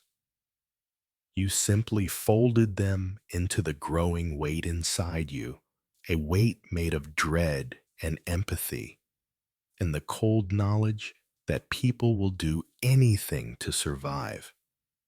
Anything. And yet, the story you lived was not a tale of monsters, but of people, fragile, terrified, starving people caught beneath a sky that had forgotten mercy. By the time autumn arrived, the village no longer felt like a community. It felt like a collection of shadows, thin shapes, moving slowly through mist, waiting for a winter that promised to take even more. You felt that change most clearly in the silence, not just the absence of laughter or conversation, but the deeper quiet, the kind that settles into the bones of a place, the kind that makes every footstep sound too loud, every cough echo too sharply, every whisper feel like a confession. The village had become still in a way that frightened you. Doors no longer creaked open for morning greetings. Windows stayed shuttered even when the air grew stale inside. Smoke rose from only a few chimneys, thin and hesitant, as if even the fires were unsure whether they should keep burning. People moved differently now, softly, slowly, deliberately, as if they feared that any sudden motion might draw the attention of something watching from the rain-soaked woods or lure misfortune closer. You noticed how families walked tighter together, how parents kept their children within arm's reach, how strangers were greeted with cautious stares. Fear had wrapped itself around the village like a damp cloak, heavy, clinging, impossible to remove.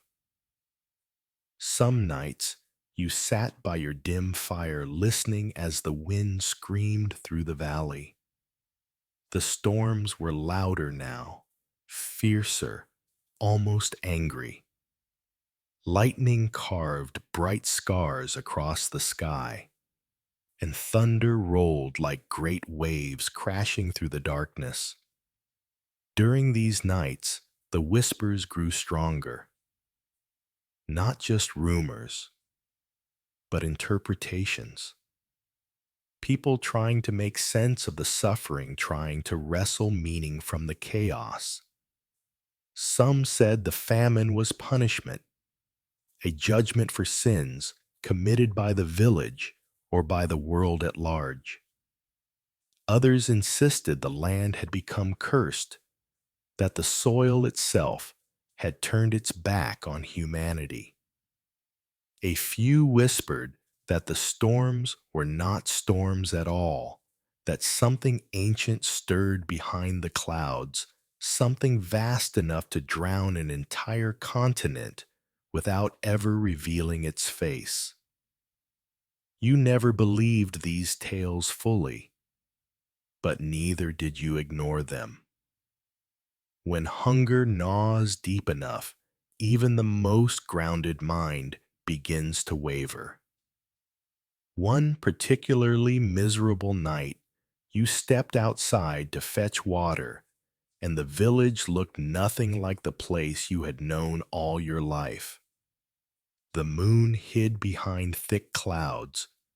The houses stood like hunched silhouettes in the mist. Fog drifted low along the ground, curling around your boots like cold fingers. In the distance, you saw a figure moving, or perhaps you imagined it, a thin shape crossing between two cottages barely visible. There, one heartbeat gone the next. You froze, your breath caught. The jug trembled in your hand, but the figure did not return. Maybe it was a villager.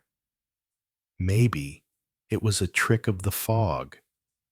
Maybe it was simply your mind weakened by hunger, exhausted by fear, wandering into dark corners. You went back inside, closed the door carefully, and sat beside the fire for a long while before your breath steadied again. As autumn deepened, the storms grew colder, and the nights stretched like endless corridors. Each day felt shorter, each morning dimmer, each evening colder than the last.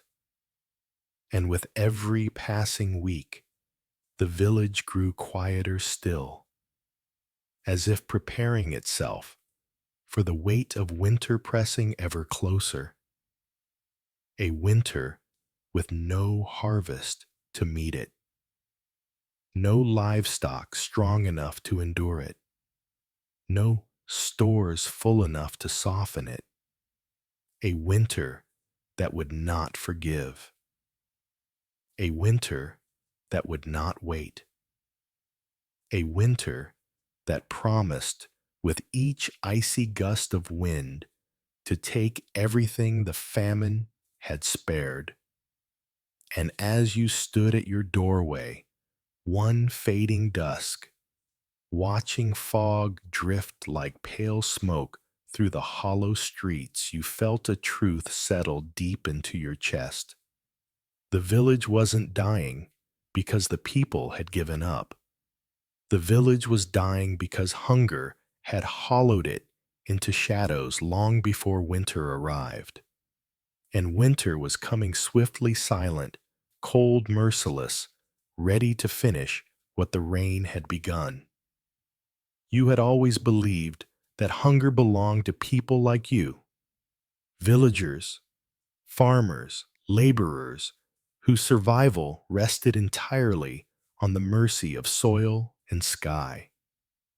Kings, nobles, knights, they lived above such dangers. At least that was the story everyone told. But as the famine deepened, strange whispers drifted down from the high places. Whispers that felt both unbelievable and oddly comforting, like discovering that even the mighty could bleed. You first heard it from a traveling peddler who passed through the village with an empty cart and tired eyes. He said that the horses of knights prized war mounts worth more than some cottages were dying from sickness and rot. Not just a few, entire stables. Magnificent beasts collapsing in the mud, too weak to stand, their ribs showing through their coats. Later, a monk at the abbey confirmed it. He said noble households had begun slaughtering the remaining animals not for feasts, but simply to avoid watching them starve. And then came the most startling rumor of all royal granaries, even those belonging to King Edward II himself, were nearly empty. You heard it in a hushed conversation behind the church, an old man leaning close to the blacksmith. They say the king rations his own table. Even the palace feels the hunger now. The blacksmith laughed, at first short disbelieving, but the laughter died almost immediately. Because in the world you lived in, hunger did not travel downward. It did not climb the social ladder. It did not reach the throne. But this time, it did. And the thought unsettled you in a way you couldn't quite explain. If kings could not escape the storm, Tiep, if kings could not escape the storm, then what hope was left for anyone else? The thought stayed with you long after the conversation ended. It lingered in the back of your mind like a cold draft seeping through the walls of your home. Quiet, persistent, impossible to ignore. The idea that even the highest, richest, most powerful people in the kingdom were bending under the some hunger that gnawed at your ribs felt unreal, almost dreamlike.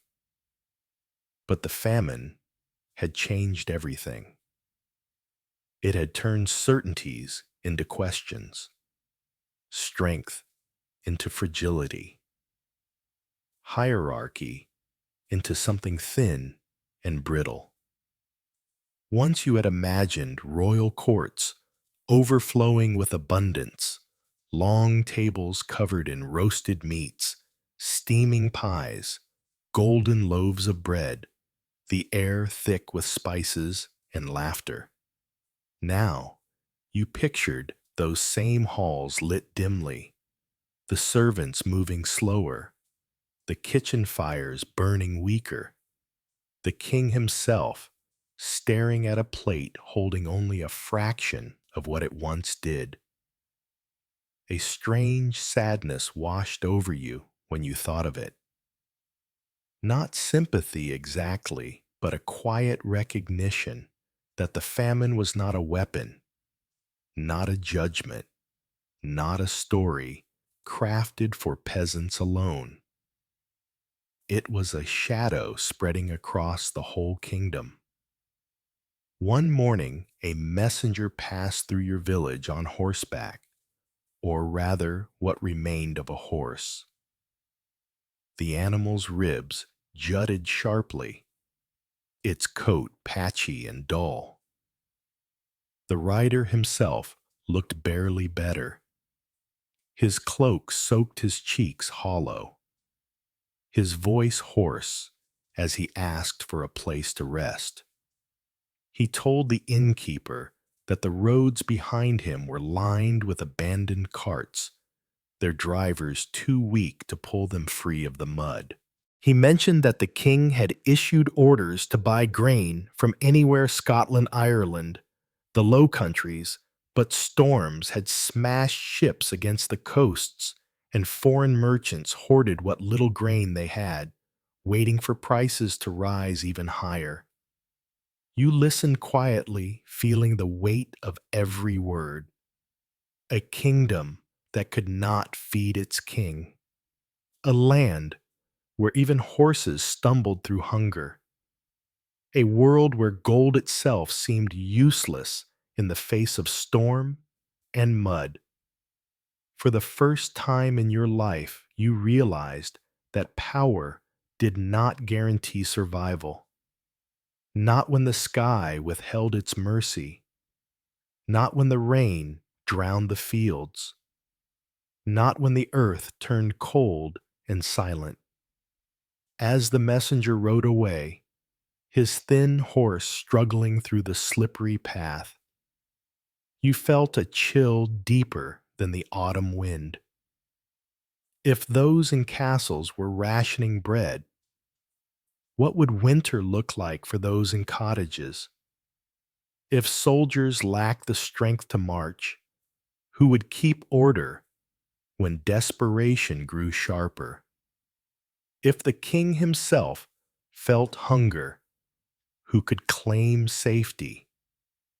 That night, as you lay beneath thin blankets, listening to the storm claw at the roof, you understood a quiet, painful truth. Hunger had made equals of everyone, the high and the low, the crowned and the barefoot, the lords in their stone halls, and the villagers crouched beside dim fires. And as the thunder rolled through the valley like a distant drum, you closed your eyes with a single thought echoing through your weary chest. If the storm could reach the throne, it would not spare anyone. Not you, not your village, not the kingdom, not the world. Winter was still coming, and now you knew no one, not even a king, could stand against it. You saw it with your own eyes one afternoon when you walked the old trade path leading out of the village. Roads that had once been lively rivers of commerce carts, rolling in steady lines, merchants calling out prices, horses stamping proudly, had turned into slow-moving swamps of mud, thick, sucking mud that swallowed wheels, mud so deep that even oxen refused to cross it, mud that stretched for miles in every direction. You saw abandoned wagons, half sunk in the mire, their contents spoiled by rain or stolen by desperate hands. Broken wheels, spilled grain, cloths soaked to rot. Once precious goods reduced to a wet, unrecognizable tangle. No caravans came anymore. Who would travel when the roads were impassable? Who would risk their animals? Who would attempt a journey when storms could drown travelers overnight? You realized then that the famine was not just a failure of harvest, it was a failure of movement of trade, of the fragile threads that tied one village to another. And if your tiny village was cut off, so too were towns, cities, even palaces. The king could command armies, but he could not command the roads. Mud did not kneel. Mud did not obey. It simply remained deep, stubborn, and indifferent until every supply line collapsed under the weight of endless rain. You stood there for a long while, letting the scene sink into you. It was quiet, eerily so. Not the peaceful quiet of a forest or the gentle hush before dawn, but a heavy, defeated silence, the kind that follows a battle lost without a single sword being drawn. The road had become a graveyard of travel, a graveyard of hope. A few crows perched on the broken carts, their black feathers slick with rain, their eyes sharp and curious as they picked at the ruined remains of what once might have fed a village. They watched you but did not bother to fly away. Even they weren't afraid anymore. You took a few cautious steps forward, feeling the mud cling to your boots, pulling with a slow, greedy strength. Every step felt like a warning, the ground whispering that it would swallow you too if you pressed much farther. You turned back. There was no reason to continue. No traveler would appear around the bend. No merchant would call out prices. No caravan would rumble by with barrels of grain and sacks of flour. Those days were over. When you reached the edge of the village again, you saw neighbors gathering in small clusters, talking in tired voices. They had seen the roads too. Everyone had been praying that trade would save them, that some distant region had escaped the storm, that someone, somewhere, still had food to bring. But the storm had taken the roads before it took anything else. And when the roads died, the world became smaller, closed, trapped. You felt the truth settle into your bones like winter chill. You were all alone now, each village an island in a sea of mud, each town a stranded ship. For generations, people had depended on the movement of goods grain from the south, salted fish from the coasts, cheese and butter from distant farms. Without that movement, without those fragile connections, The land became a patchwork of isolated desperation. You tried to imagine the king's messengers attempting these roads, their horses sinking to their knees, their wheels breaking under the weight of the sludge, their orders and letters soaked until the ink ran dark and hopeless. And you understood with a clarity that frightened you. This famine was no longer a local misfortune. It was a kingdom-wide silence, a quiet collapse that no decree could undo, no noble could outrun, no church could soften. As you walked home, boots, heavy clothes damp, heart hollow, you glanced at the sky, that same unbroken ceiling of gray that had ruled your life for months.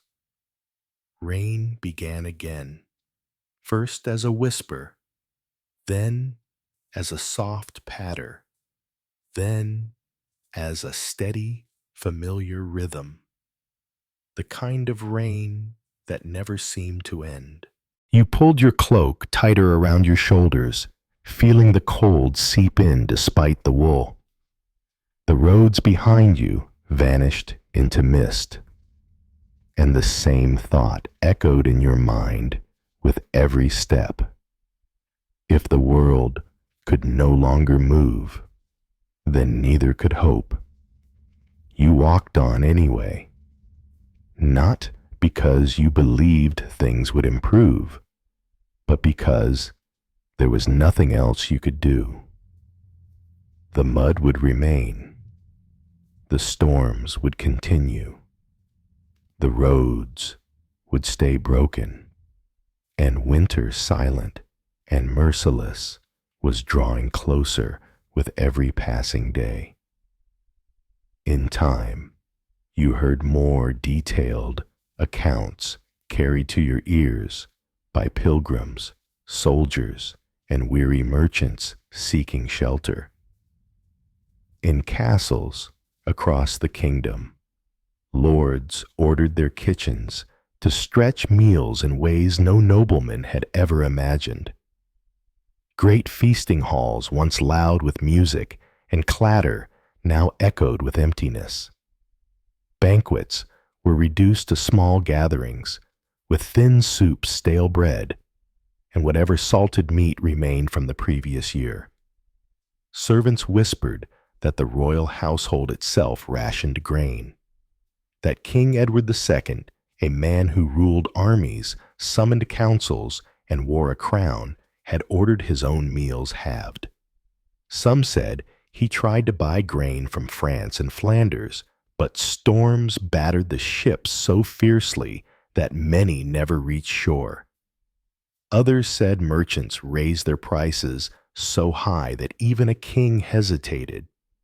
Even the knights who guarded the palace complained that their armor felt heavier, their limbs weaker, their spirits dull. Hunger does not care for bloodlines.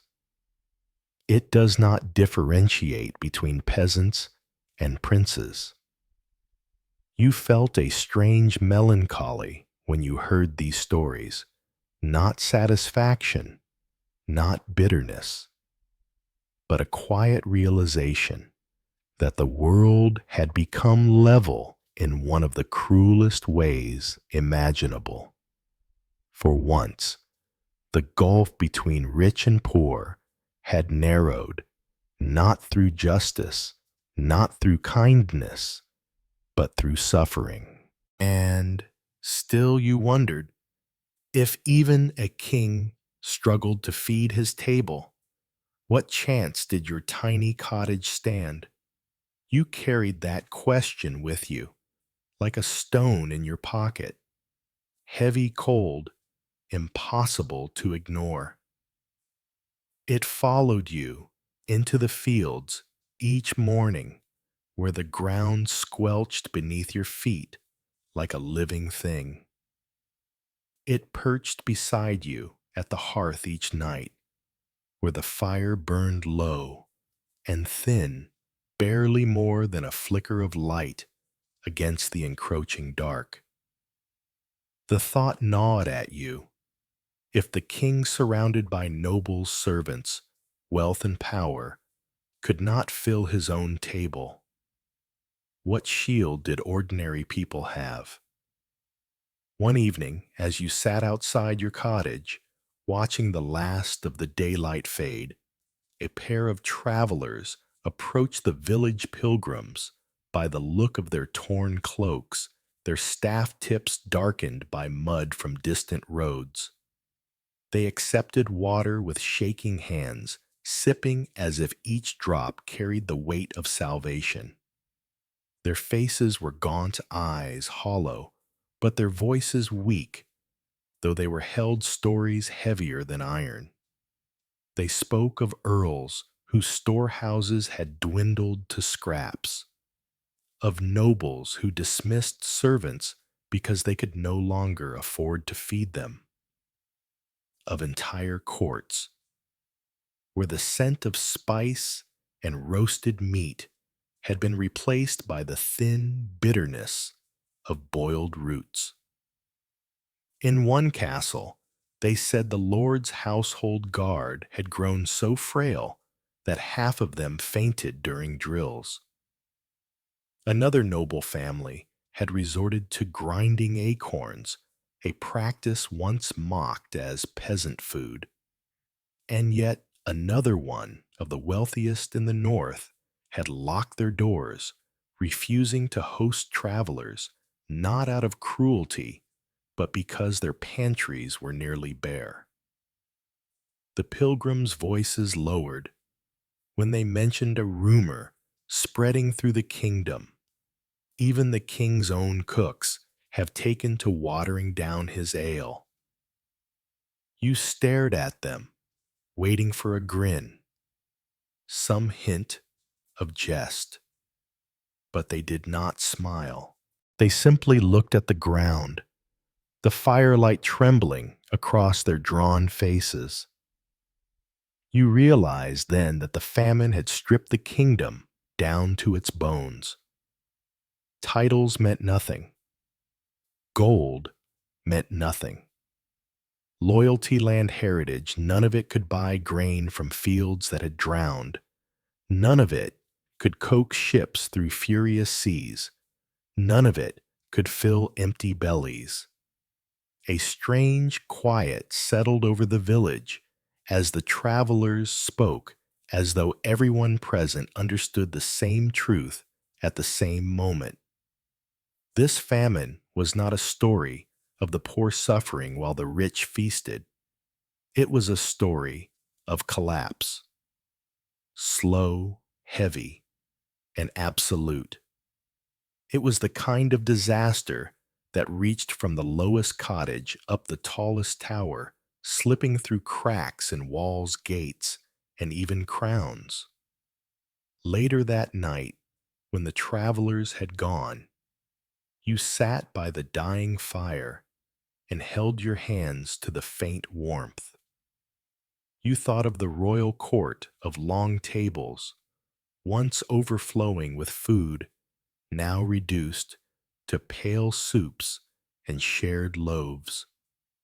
You thought of King Edward, a man raised to command the fates of thousands, now unable to command the sky. It was a humbling thought, a frightening one, a strangely unifying one. For the first time in your life, you saw the kingdom not as layers of privilege and poverty, but as one vast hungry body, weakened, trembling, waiting for relief that would not come. And as you lay down to sleep, pulling your thin blanket over your chilled body, you whispered silently to the darkness, "If the king cannot save himself, who is left to save us?" The night offered no answer, only the distant rumble of thunder and the soft, endless rhythm of rain against the roof. As autumn bled slowly into winter, you found yourself thinking often about this strange moment in time, a rare, fragile, tragic unity across medieval Europe. For once, everyone faced the same enemy. Not rival armies, not political schemes, not borders or blood feuds or royal ambitions, but hunger. Cold, creeping, unstoppable hunger. You imagine peasants bowing their heads over empty bowls, while nobles knelt in their chapels praying for rain to stop, for the land to breathe again, for the sky to remember mercy. You imagine merchants pacing their silent storerooms, lords staring out at ruined fields from castle towers, and kings sitting at long tables with plates half filled, the weight of a starving kingdom pressing on their shoulders.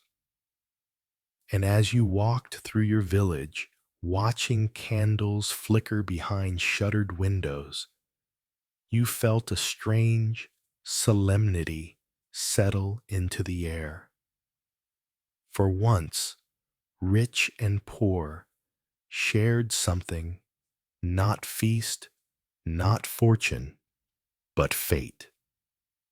Nature had swept its hand across all of Europe, with no regard for crowns or titles, no fear of power or punishment. You felt small, but you also felt part of something larger, a continent bound together by the same cold breath of suffering, the same whispering hunger, the same endless rain. And as winter approached, steady and merciless, you understood this was a storm no one could outrun. Not peasants, not lords, not even kings. And yet, even knowing that every soul across the continent carried the same hollow ache did little to ease the dread settling in your chest. Because unity born of suffering is a fragile thing, a thin thread connecting thousands of trembling hands, all clinging to the same fraying rope. You saw that fragility each morning when you opened your door to the gray world outside. The air felt colder now, slick with the bite of early frost. Your breath drifted in pale clouds that vanished almost instantly, as though even the warmth of your body was being pulled away by the season crawling toward you. Paths hardened overnight, then softened again into mud by midday rains. The forest grew quieter, its leaves gone, its branches black against the sky. Birdsong faded into memory. Not even crows lingered long. They came for what scraps remained, then vanished into the distance, sensing the deepening emptiness. Your village, once noisy with daily life hammer blows from the forge laughter, from children chasing goats, neighbors calling across fences, had fallen into a kind of half-life. People moved like shadows haunted by hunger and the anticipation of something worse. Doors opened only briefly, as if every home were a shell protecting its last ember. At dusk, the world dimmed quickly, the sky turning from gray to charcoal in mere minutes. You lit a candle before darkness swallowed your cottage, its flame bending and trembling in the draft. Sometimes you watch that flame for long stretches, trying to imagine warmth beyond the cold season ahead, trying to imagine light beyond the lengthening night, trying to imagine survival. But winter was not a season in these years. Winter was a force. You knew its footsteps. You knew its voice. You knew the way it crept into the bones of the village long before snow even touched the ground. And this year, winter was coming into a land already broken, a land without animals to slaughter, without grain to grind, without strength left in its people. One evening, as you walked the narrow lane past the church, you paused and looked up toward the hills. Far in the distance, a faint dusting of white covered the slopes, not enough to glitter, not enough to silence the earth, but enough to say, I have arrived. A slow chill crept along your spine. You stood there for a long while, listening to the muted sounds of your village behind you.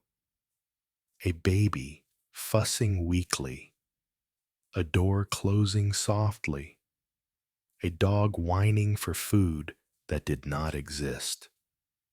The wind brushed past your ears, cold and metallic, like the breath of something ancient. And in that moment, you finally understood the cruel truth that had been creeping toward you all year. Hunger had weakened you. The rain had worn you down. But winter would decide your fate. You lowered your head, pulled your cloak tighter around your shoulders, and stepped back toward the dim glow of your home. The first snow would fall soon, and when it did, the true test, the final test, would begin. A test that no king, no knight, no noble, no peasant could escape. Not now. Not in this season. Not in the long, merciless winter of 1315. Here is Section 5. The Slow Return of Light. Quang 1000 tu ngoi ke yu. Jong ru ngu chamum. Mang hơi thở hy vọng. San lưng nỗi buồn. Và một chiếc bóng lịch sử đang tới gần. Section 5. The Slow Return of Light. 1,000 words. Soft atmospheric lullaby. Style narration. You almost didn't notice it at first, the way the rain began to falter. After years of storms beating the earth into mud, after endless nights listening to water drum against your roof like the heartbeat of an angry sky, the silence felt unnatural, strange, almost unsettling. One morning in late 1317, you stepped outside and realized something so simple, so small, that you stared at the sky far longer than necessary. It wasn't raining. Not a drop. The clouds still hung there, heavy and gray, but they held themselves in place, as if the heavens had finally grown tired of grieving. You lifted your face to the cool air, half expecting the first cold splash against your cheek, but none came.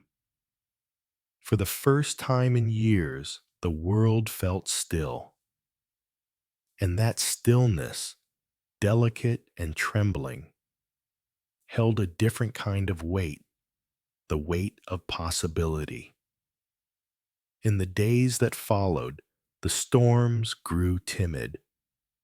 They came less often with less fury, as though some invisible hand had gently pressed against the sky and whispered enough.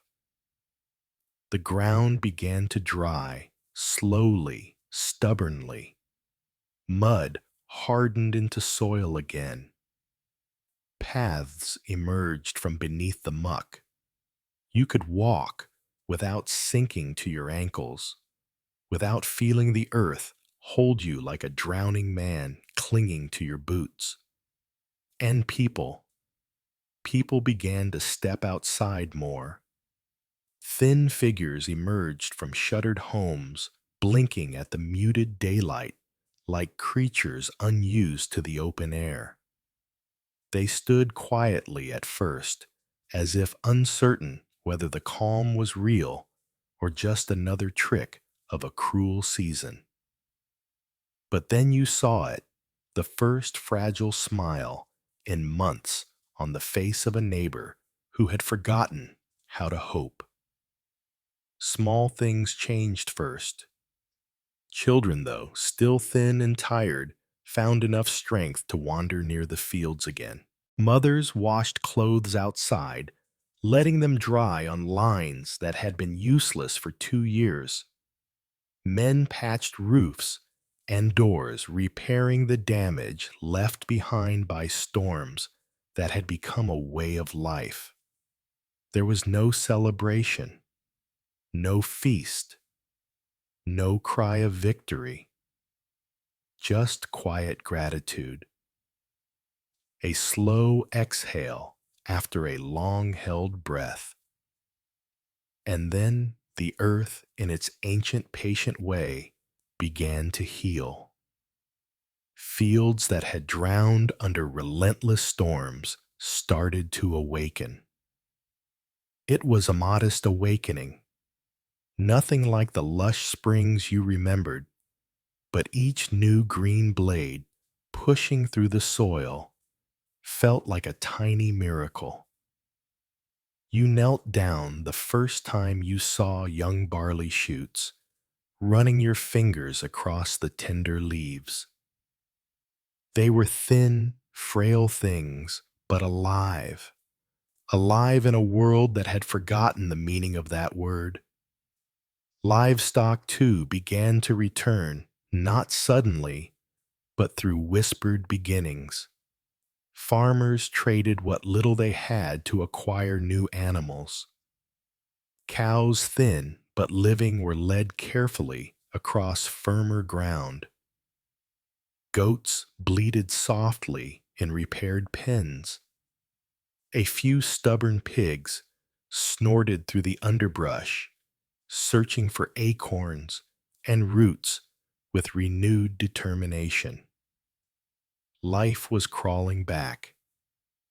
Markets reopened, slowly, hesitantly. You walked through one in early winter and felt a strange warmth bloom in your chest when you saw a man selling handfuls of rye, another offering dried beans, a woman with small baskets of onions. Not much, not enough to erase the famine, but enough to say, we are still here. We endured. We are beginning again. People spoke more kindly, not with joy, not yet, but with a softness born from shared survival. You noticed neighbors helping each other repair fences, share seeds, mend clothes worn thin by months of hardship. For once, compassion felt stronger than fear. And yet, the scars remained.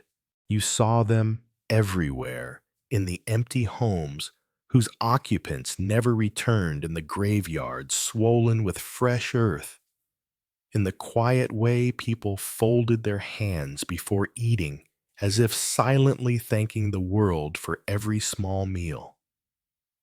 Europe had lost millions, Men, women, children, lives, swallowed not by war or plague, but by the slow, merciless tightening of hunger. And those who survived, they moved with the heaviness of people who had seen too much, people who knew how fragile bread was, how fragile hope was, how fragile the world could be. But life, stubborn and ancient, has a way of rising again, even when no one believes it can. As the last weeks of 1317 slipped quietly into 1318, the sky cleared more often. Not bright blue, those days were still far away, but pale calm open. The rains no longer ruled you. You felt warmth again on your face, a cautious glow that reminded you of seasons before, the hunger before the storms, before the endless gray. And one morning, as you stood by your small field watching new shoots reach toward the light, you allowed yourself to imagine a future not defined by emptiness, but by rebuilding. You felt lighter, not whole, not healed, but hopeful. Yet even in this returning calm, in this fragile morning, after years of darkness, you sensed something else, a shadow lingering on the edge of time, unseen by your world, but known to history. The famine had weakened bodies, thinned villages, hollowed Europe from the inside out. And somewhere, far beyond your understanding, in the corners of distant ports and faraway trade routes, a new terror waited, smaller than a grain of sand, quieter than a whisper, but destined to reshape the world far more brutally than storm or hunger ever had. You did not know its name. No one did. But history knows it well. The Black Death, a darkness that in a few decades would sweep across the same fields, the same towns, the same fragile hope now returning. But for the moment, in this brief, gentle pause, you lifted your face to the soft light and let yourself breathe again.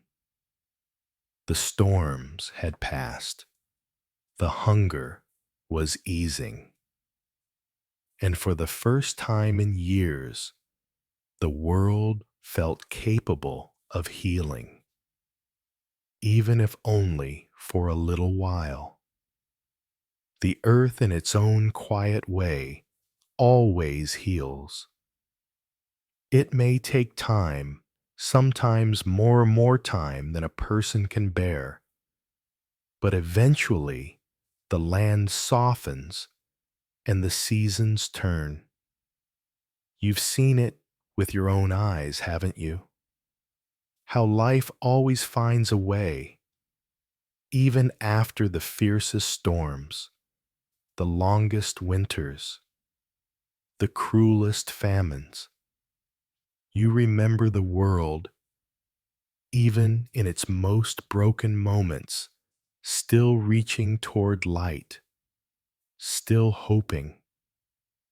When you close your eyes tonight, think of that hope as the last snowflakes fall soft, slow, silent. And know that despite the hunger, despite the storm, despite the endless rain humanity endured, it was not the kings or the lords who saved the world. It was the quiet, stubborn hearts of people like you. people who kept waking up each day, people who kept planting seeds in the mud, people who kept holding their children close and offering what little warmth they had. Even in the darkest of times when the world seemed to shrink and crumble, there was always something, however small, that fought to survive. The quiet hum of survival, the simple power of living despite everything. That was the strength you carried, the strength of all those who had come before you, and the strength of those who would come after. As the cold wind whispers through the trees, as the last echoes of that long cold famine fade into the night, know that the world will always eventually begin again. So now, let the quiet of the world drift over you like the snow that falls without sound, gently, slowly, peacefully. May you find rest, may you find warmth, and may you find the calm peace of knowing that even in the harshest winters, light will return. Good night. Sleep well. Let the night embrace you in its quiet, gentle rest.